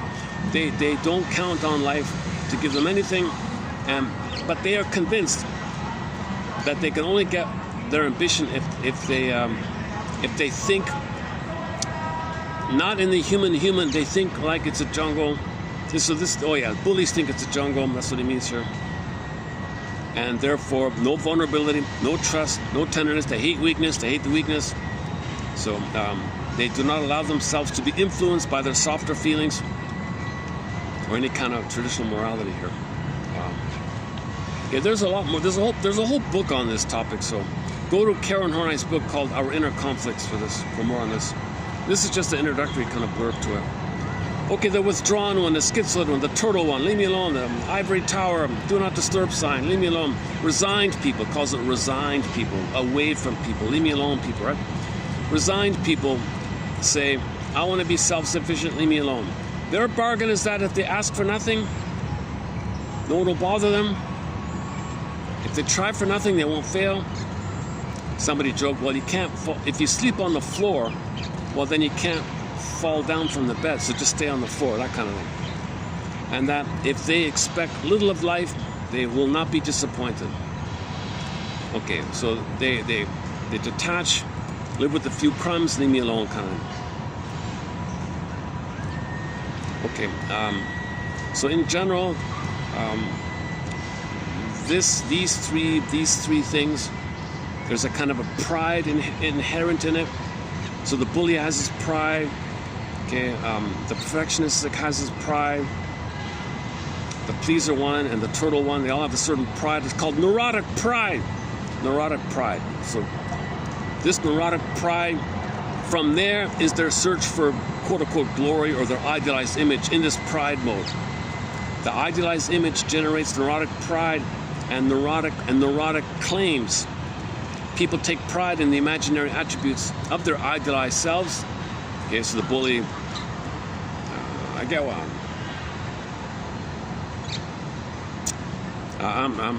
That's the jungle mentality. That we know about that one. They have pride in that. Perfectionistic has a pride. The star one has a pride. The pleaser has a pride, and the turtle has a pride. People take pride, this neurotic pride, in their imaginary attributes to this idealized self, this defensive self, this neurotic self. And they expect this to be met. If it's not met, if their defensive needs for defensive pride needs are not met, they can get a rage sometimes. The pride system tends to intensify their self-hate. Remember, all that's a defense against the self-hate, right? So they feel shame and hate, and they compensate with the pride system, It's delusional pride to compensate and mask the pain, the shame and the pain you're feeling. Anger is a cloak with the shame underneath. Hate, perfectionism, so on. People pleasing, hate, leave me alone mentality. Perfectionistic. What's the other one? OCD, control freak. What's the other one? The waif one, so on. I don't know. What do you have? The self-effacing, the star one, perfectionistic one, the bully one, and the leave me alone one. Okay, so she. This version here is 5, right? There are other types as well. The pride system tends to intensify the self-hate against which it is supposed to be a defense, since any failure to live up to one's quote-unquote shoulds, Karen Horney calls it the tyranny of the shoulds here, or if the world doesn't comply, then they're feeling the shame underneath. So all of these, the false self is and the pride around it and the glory around the expectation, the shoulds of it all, you're kind of have a need like that to not feel the shame of the trauma of mother hurting you. So this can generally take the form of the pleaser mode. The against mode has different variations. The bully,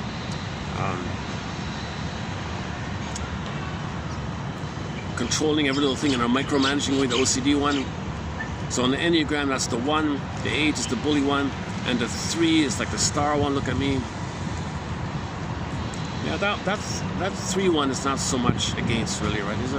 Is it counted as an against? Maybe it's got something mixed up here. Okay, you get the idea. But you know, that description about the bully one I thought was maybe the best part here. Arrogant, vindictive people have a need to retaliate for injuries received in childhood. Okay, so they live with talionic feeling, talionic revenge like that. Mother hurt them, they're the mother. Okay. The revenge towards the mother is to tell the world what their mother did to them.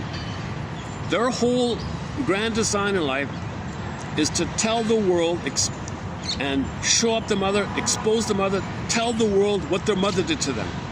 So everyone's going to be their innocent, their lost innocence, and they're going to mock them, shame them the way the mother did that to them, as if to say, look at what my mother did to me. Look, world, you see how negative I am? Antisocial. My mother was antisocial.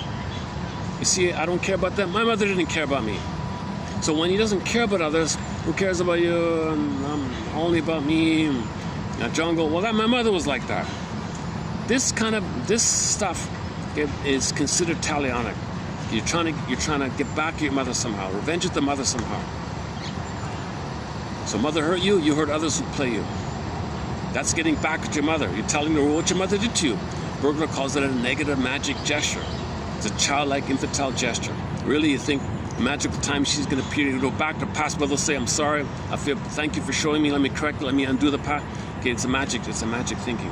You're going to change the past by doing this. But he spends his whole life waiting for this magical time machine to change the past. That's dysfunction, that's neurotic, like this. But he's got neurotic pride, he's got defensive pride.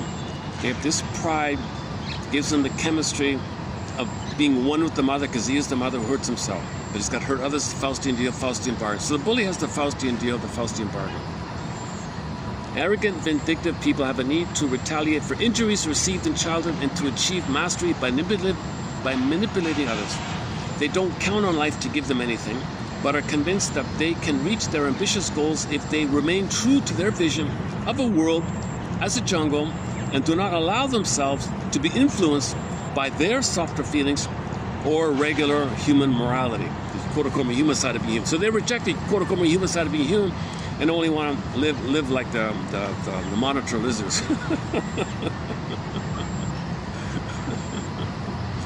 So the monitor lizards, they just eat and survive. That's it. It's like that's a part of our brain that's 300 million years old. Somebody. What about your feelings? You're a mammal. You're even beyond a mammal. You're a hominid. And you're thinking like the monitor lizard. Monitor lizards, yeah, man.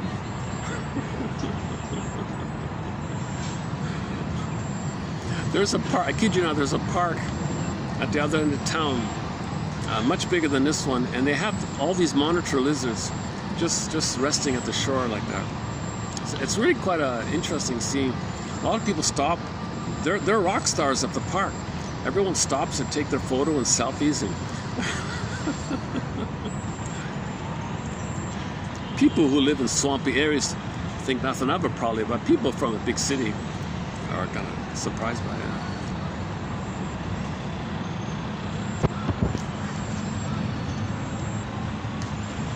Oh, okay.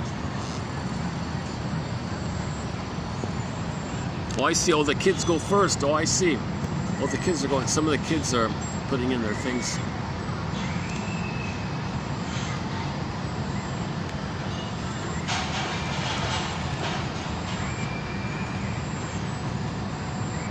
So any kind of old way of, any kind of dysfunctional way you've lived,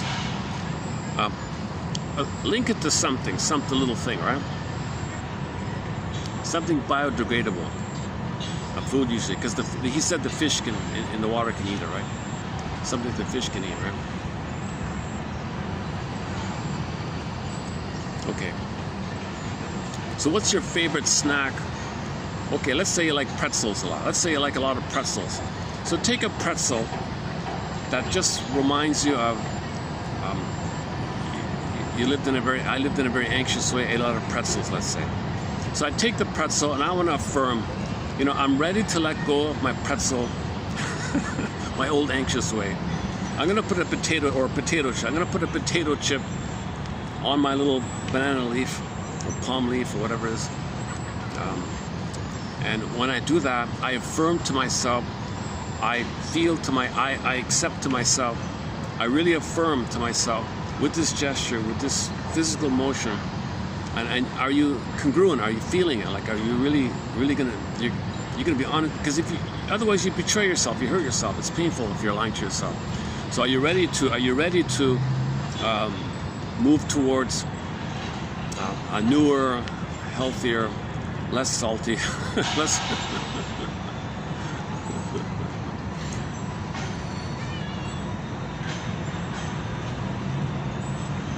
So in other words, the potato chip for myself could be my old dysfunctional habits. I put the potato chip on the banana leaf, and there's a flower on it, and I say, dear water, dear feelings, dear nature, enough of this, I let it go, I release this. Enough of this, I let it go, I release this. You know, I set it free, kind of thing. Play Sanders' song, Rick Sanders' song, I've got no more time for this, I let it go. I've got no more time for this. You know. Rick Sanders has a song about alcoholism. He said he gave up, he gave it up. He looked at the beer bottle and said, I've got no more time for you. I've got no more time for you.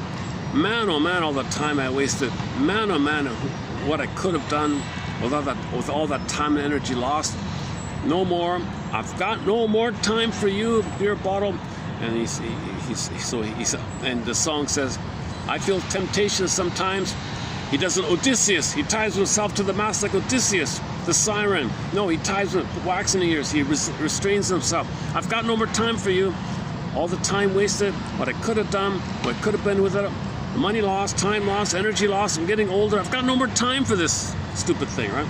So we played that song called Got No Time by Rick Sanders off this album called Revitalized. Yeah. He's got one solo. Rick Sanders has one album as a soloist called Revitalized. And you got The Dream on there, Ashes is on there, The Dream, Got No Time, and a couple of other good ones.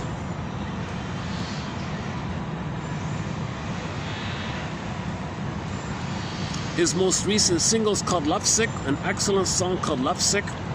Another lonely castaway on a ship that didn't want to be put out to sea. I can't see any stars tonight. I'm at the mercy of an unknown destiny. So at any age, you can be triggered and be lovesick. Now, being lovesick is the inner child, the timelessness of the inner child. Why are we still lovesick at any age? Because the need for love is permanent. The need for love is one, like it's always there. That's the inner child memory, the need for mother's love.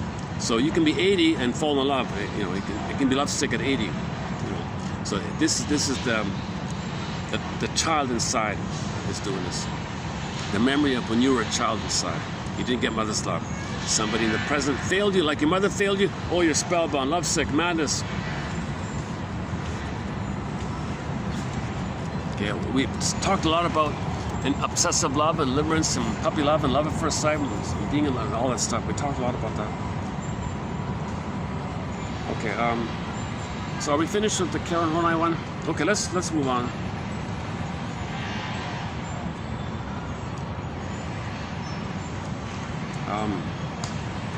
Okay, we mentioned this quote-unquote order out of chaos idea. The baby at birth is exposed to a welter of perceptions from external stimuli and from internal needs like hunger, fears, sensations, and his little ego can't handle it all. He doesn't know if there's something on the outside that's causing his pain or his unmet need inside. Like what's going on? It's all mixed up, right? Gradually, the baby emerges from this confusion by, okay, well, mother's good and bad, I'm good and bad. I'll project the bad, I'll take in the good, I'll idealize. So the baby starts to do what's called the paranoid schizoid mode. Either or, and the paranoid part means all the anger inside of him. Mother's angry. He's not angry, mother's angry, paranoid. Let's not get into that one too much. Gradually, you graduate to the depressive position where that's called the both and. So in the healing journey, you gotta find both and. Okay, go to our quotes from the classic TV show Route 66, the fifth one down about the third side of the coin, which holds the other two sides. The coin holds the other two sides. The third side holds the other two sides, and it's one coin. And you gotta look at the third side, which holds the other two sides. Okay, so here's a good one. I thought this is the main one here, projection. A lot of great quotes on projection. Oh man, I could spend 10 hours talking about projection. So I'm just adding one more pretty good quote on it here. All right. According to this one here. I forgot the author. Oh, I gotta look it up. Okay. Projection involves the unacknowledged attribution of an individual's own, unacceptable to himself, thoughts, feelings, wishes, needs, etc., onto someone else. So if it's too painful to need mother's love, you need mother's love. You want so much. You're so sensitive. Maybe he is. He doesn't want to admit it. He doesn't want to know that he's angry. Oh, you're angry. So something about you is too embarrassing. You just say others have it. It's a simple way to deal it's a simple way to deny what's within you. Just say others have it. You attribute it to others. By the way, projection is the means of bringing this repressed, unknown, unwanted material to consciousness. Lachlan calls it a mirror. Look in the mirror, it sees within. People call it a projection. Projection screen. Look on the screen. Well, the film reel is within you. The mechanism is you. You're doing it. You're projecting. You're the projectionist. The mechanism, the projectionistic, psychic projectionistic projection machine is yours. The contents on the reel is yours. It's all you. You're doing it, but you don't know him. You look on the screen, you put on the screen, you know it's with him, like the mirror idea, projection. And there's all these famous quotes about it, like, 10,000 years ago, the Nubian people said that the camel can see the hump on the camel in front of him, but he can't see his own hump. So maybe the thing about him that is oh, you've got it. You've got a hump. He's got a hump. Or the bag idea. One bag behind and one bag in front. The Robert Bly's bag metaphor. There's a lot of quotes on projection. The most recent one was the pinning idea. You pin something and say others have it. So in the criminal world, he pins, he calls it a psychological frame-up. They've got that. You think that. You believe that. You want that. You did that. So the minister guy was wanted to have an affair. Was that it? The minister wanted to cheat on his wife. He said, "Oh, I bet you're having an affair, aren't you? You're a really bad guy. You're having an affair." So he tried to pin something about him onto someone else and blamed him and looked virtuous himself. He wanted to look good and say the other person's so bad for thinking about having an affair or having an affair. It turned out the guy was actually having an affair. He said, "You're having the affair." So he pinned his goods, his psychic goods, his unconscious psychic content onto someone else, like a pinning thing, framing thing, frame up, set up, and it gets everyone to believe him, and he looks virtuous while doing it. And the other guy doesn't know what you're talking about, but he was framed and he pinned it up. And so you orchestrate it, you appeal to people's fear of the unknown. So if the other person's unknown, okay, and to the Jody episode from the Stony Brook TV show episode called Jody, a guy named Jody had Asperger's. Nobody understood Jody. He had Asperger's. Harmless guy, Asperger. Some guy wanted to paint him in a scary way to sell newspapers, to be famous, to be a star, to get a promotion. Didn't care about Jody. So the journalist guy understands that people are ignorant about Asperger's. And he understands that people tend to be down on what they're not up on. People were not up on Asperger's back then. He capitalized on it. See, everybody, you see that guy there, Jody? I'm telling you, very bad guy. So the audience, the other people in the town, they have an unknown within them. Jody's unknown, click, bing, bing, bing, Pavlovian's dog, bing, bing, bing. It triggers in the people, in the public, in the population. Inside of them, they have a memory that mother was unknown to them. Mother betrayed him. It was outside the baby's expectation. Mother was a stranger to betray him. The baby blurs up the image of the mother with his own rage. Now he's got a monster of the id. The first unknown, the first fear of the unknown is the monster of the id, which is your own anger. All you got to do is to bing it in somebody, the bell whistle, the dog whistle, whatever you say there. You see, Jody is scary. Really, really, yeah, there's your boogeyman. There's your monster of the id. And everyone would hate Jody because they hate their own anger. So they would project the anger onto someone else.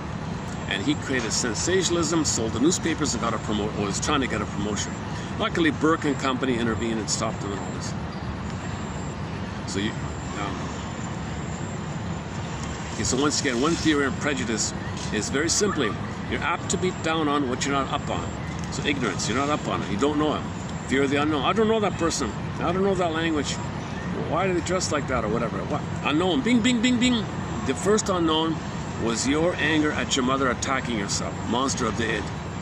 That's a scary thing. You project this scary thing in your mind, in your fantasy, onto someone else. That's your loyalty to the mother. That's your tie to the mother. Now you express your anger at the mother by fighting with your own anger. So you think you're fighting back with your mother, fighting with your own boogeyman image onto someone innocent person. It's so whack. Prejudice is so psychotic. It's so. But again, this one here. Yeah. Hold on. Here's what. We don't have too many quotes in this area here. Here we go here. Projection involves the unacknowledged attribution of a person's own unwanted, unacceptable thoughts, feelings, needs, wishes onto someone else. The person then becomes aware of the existence of these thoughts or feelings. So you're aware of it now, but you see it only as it residing in someone else. But it's yours, but you don't know it's yours. But you identify that it exists, but it belongs to someone else. It's called projection. When it's repression, you project to know. To know it's repressed, you project it. Projection is the means to know and bring repressed material to consciousness.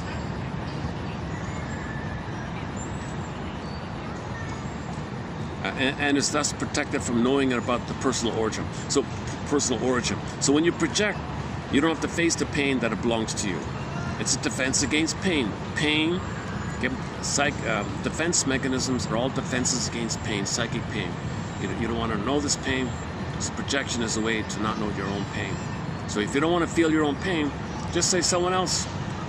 Is, thinks, does, wants, believes, did. Okay. Something about you. One interesting aspect of projection is that it sometimes, moping, right? Sometimes contains a kernel of truth. When people project their angry feelings onto another and then accuse that other person of being angry with them, there may be some truth in this accusation, moping, right? It appears It appears that the targets of projection are not random and are sometimes chosen to match the projected feeling. So there's two versions: a blunt, direct projection, or you look for a hook. Who might show a little sign of anger? Aha, hook. See, you're very angry. You hang your coat on them and focus all your denied anger on them, and they were a little minor little thing on their end. Good enough. It's a hook, projection hook. Mote beam, I like that. Called mote beam projection or direct projection. So two versions in that sense. But here's the other one here, which we don't have too much on. It's a little out of my zone. I'm not a psychiatrist. I'm not a forensic psychiatrist like that. In its most blatant, okay, on the most extreme of the most extreme, people in the hospital kind of thing, in its most blatant form, projection may be seen in the phenomena of hallucination. Reacting to an inner wish or need the person, quote, sees as existing in reality that which is wished for. Okay, that's the desert, that's the oasis in the desert idea. You wish for water. You're in the desert, middle of the desert. Oh man, I need water. And you see water. Whoa, it's a hallucination. That's an extreme. But that's what you need. What about your own hate and fear? That's the paranoid projection, paranoid schizoid. Psychotic delusions may also be based on projection, i.e. the person under the sway of such delusions may strike back at imagined persecutors, as in the psychopathology of paranoia. So the paranoia person has an immense boogeyman with him, an immense amount of anger at the mother, an immense Medusa, Minotaur kind of character, an immense amount. So they project that onto someone else, fear of the unknown, the Asperger's kid, and thinks that person's attacking him. He's dangerous. And that's what the episode was about. He's dangerous, and they all want to attack him. They were paranoid. These people were paranoid. The villagers were paranoid at a harmless, childlike character. He kept to himself. Yes, he was shy, awkward, didn't do well in school. He was just spaced out, harmless. It turned out, actually, Jody is actually psychologically more healthy than the psychopath who was painting him in that way.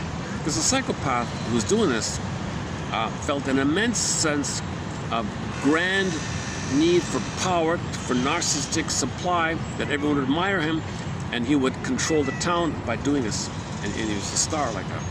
So he's way more demanding and harmful than that guy. Jody's actually, and Burke was saying, you know, I think the world needs more Jodys, to tell you the truth, in comparison to him.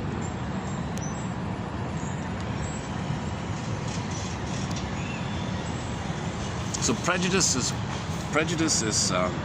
paranoid. It's paranoia.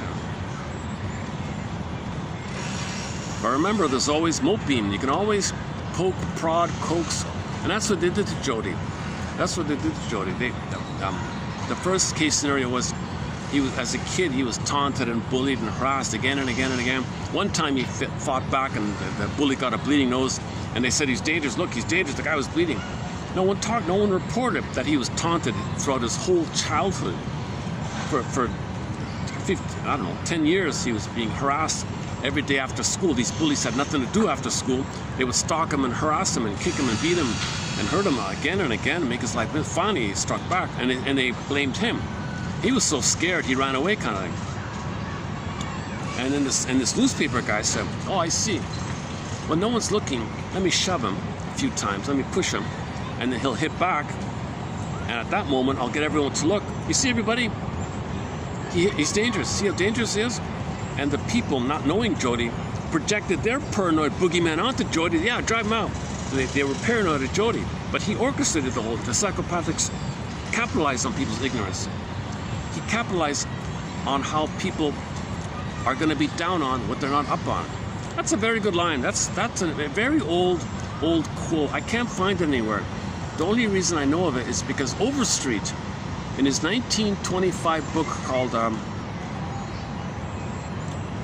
what's it called again? About Ourselves. It's either About Ourselves, Understanding Human Behavior, or the sequel called Mature Mind. And one of those three, he quoted somebody from the 1800s who said that you're apt to be down on what you're not up on. That's a very catchy, simple. I'm surprised it isn't better known. That's a very good one. Because when you're up on something, fear of the unknown. Bing, bing, bing, unknown. Bing, bing, bing.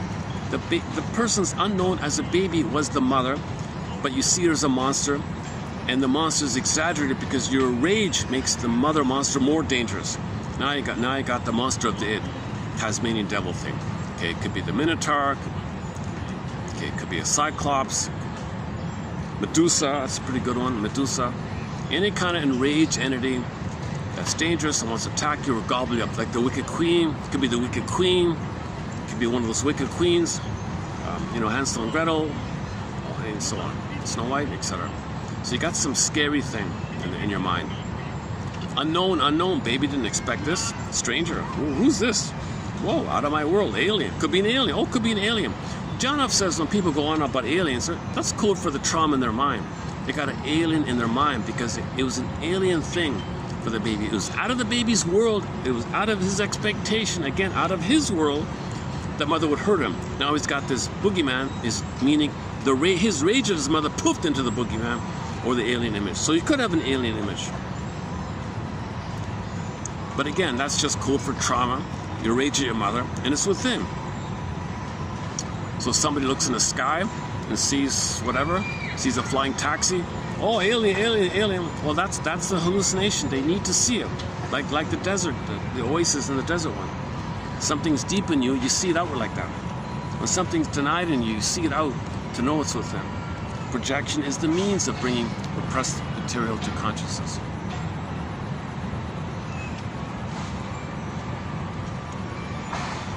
Okay, just on the lighter note here, yesterday we had a self-help question. How did it go again? What's something you wish people knew more about? What's something you wish people knew more about? What's something about you wish more people understood? Is that how it went? Hang on a sec. Today's one is from the same guy. In terms of just social chit-chat with people, you might say to somebody, hey, you're really good at this. Fill in the blank, right? You're really good at cooking. What's your secret or something, whatever. So you seem really good at, fill in the blank. What's your secret? Don't do this, but in the prejudice one, oh, you seem really good at creating imaginary boogeyman. What's your secret? You seem really good at, okay, fill in the blank, something they did, fill in the blank, okay, dash. What's your secret?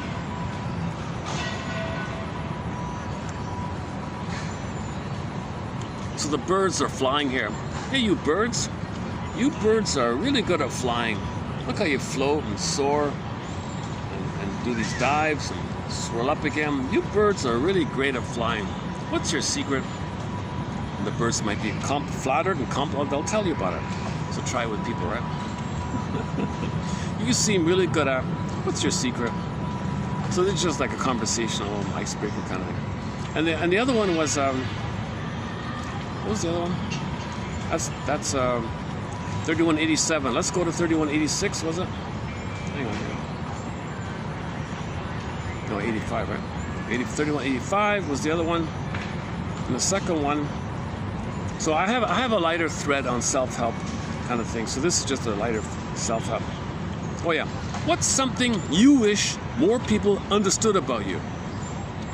So two self-help, conversational icebreaker, social interacting kind of pieces.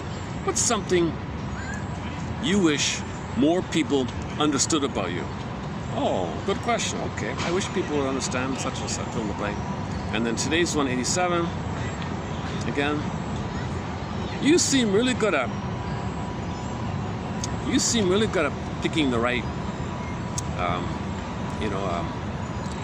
you seem really good at picking the right clothes to wear at events like this. I'm kind of confused what to wear. What's your secret? No, that's too simple, right? Oh jeez. Oh boy. It's time to move here. Yeah, okay, let me change spots here. So just wind it down here. Let me see what's behind me. Maybe I can just move behind me there. 1 second.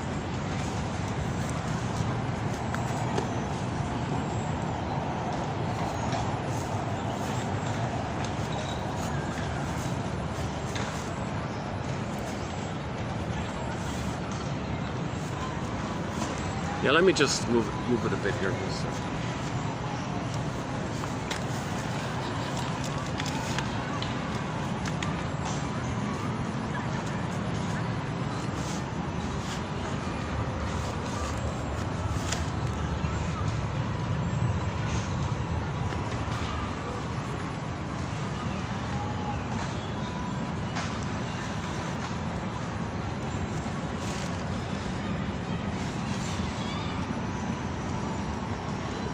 I'm going to start to wind this video down here. I don't want to get in the way of anybody's festive efforts here.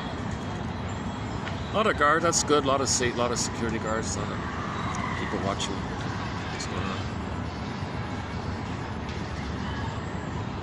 It's considered to be a very important festival here. Well, what's it called again? Let me dig it up here. Hang on a second. Let me get the name. Oh, here it is here. Wikipedia. Loy. Oh, here it is here. Okay, what I'm talking about is a thing called L-O-Y. Hang on a sec, I lost it. L-O-Y Krathong. Did I say it right? Yeah, here it is here. Okay. So this is interesting. Loy Krathong is a Thai festival celebrated annually throughout Thailand and in nearby countries with significant southwestern Thai cultures. There's a list there. The name could be translated as, quote, to float, ritual, vessel, or lamp. Okay, so you're going to float a ritual, lamp, or boat or vessel. And it comes from the tradition of making these little boats, decorated baskets called krathongs, or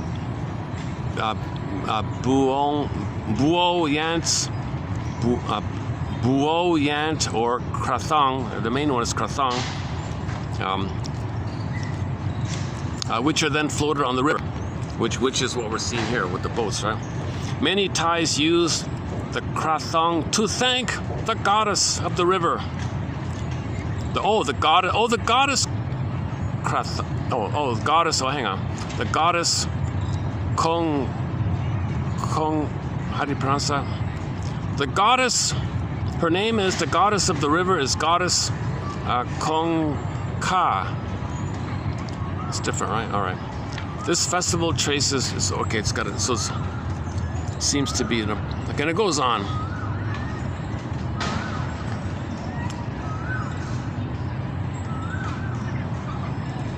But this dictionary, this Wikipedia entry is not going to be too in depth here. Oh, hang on. This festival takes place on the evening of the full moon, of the 12th month in the traditional Thai lunar calendar. Thus, the exact date of the festival changes every year. Okay.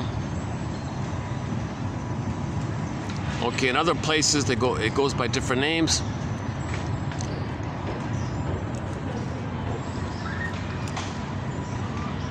Yeah, so you can see the school kids have already started. If you can see the colorful, those are the little krathongs, right? Little boats.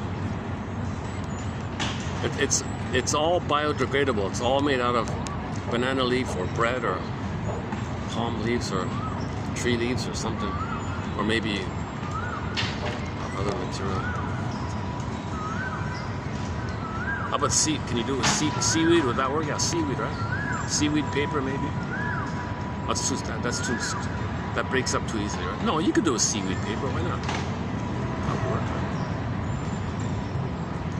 Oh, but you gotta have a flower on it. The key thing is you gotta have the boat, and it's gotta be some kind of blossom or flower on it, right? So it's got to hold a flower and the bulb, and then, as discussed earlier, how each person might use it in a different way, I think. Yeah, it's nice. It's nice. Yeah. It's really colorful. It looks really a lot of lights, and it's a water show, I think.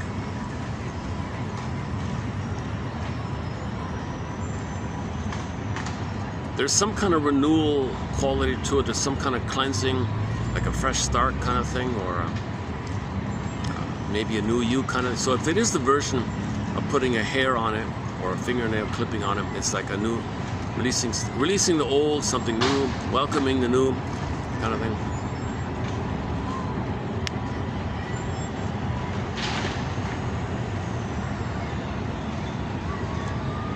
Yeah, but I think I think the added element is the idea of the water goddess. So the water is the feeling, the flow, the feeling, the wave, the water, the element of water, right? The element of water in nature, water. We're all 70% salt water. So humans are 70% water, 70% salt water. Right?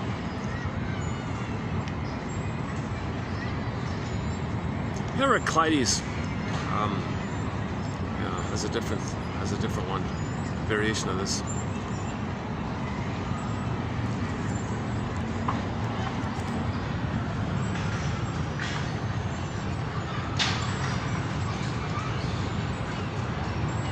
Oh, Mid-Autumn. Oh, hang on. Mid-Autumn Festival. Oh, is that the Mid-Autumn Festival? Oh, is this related to the Mid-Autumn Festival in China? I heard of that.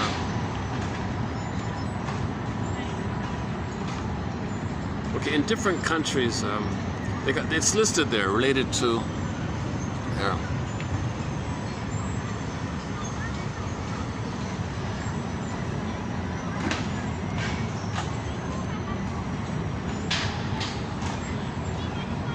Oh, I see. The vendors at the front are selling they're selling these little boats. So you can buy one already made, or you can make your own, I think.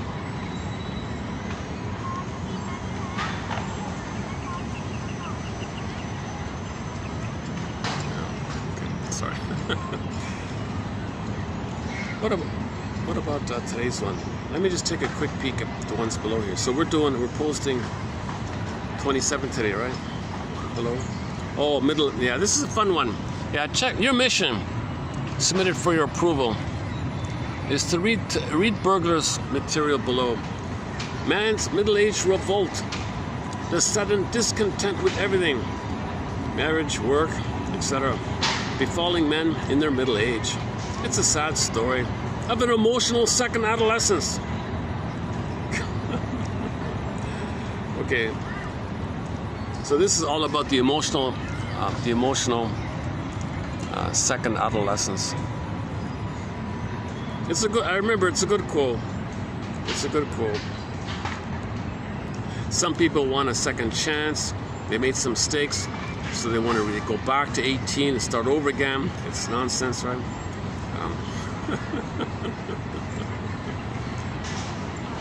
Sometimes it's very dramatic. They give up everything, move to another country. So it's very damaging like that. Some people make the transition with minimal damage. Some people do it too much. It's all discussed in this quote below, which comes from this excellent book called The Revolt of the Middle-Aged Man.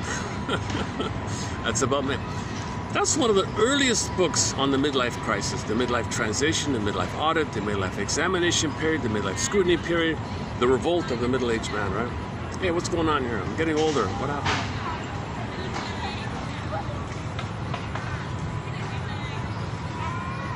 Yeah, okay. Let me let's just pick a song, and since I'm not participating in this thing. Oh, unless, yeah, I could always buy one of the boats from the vendor, join in.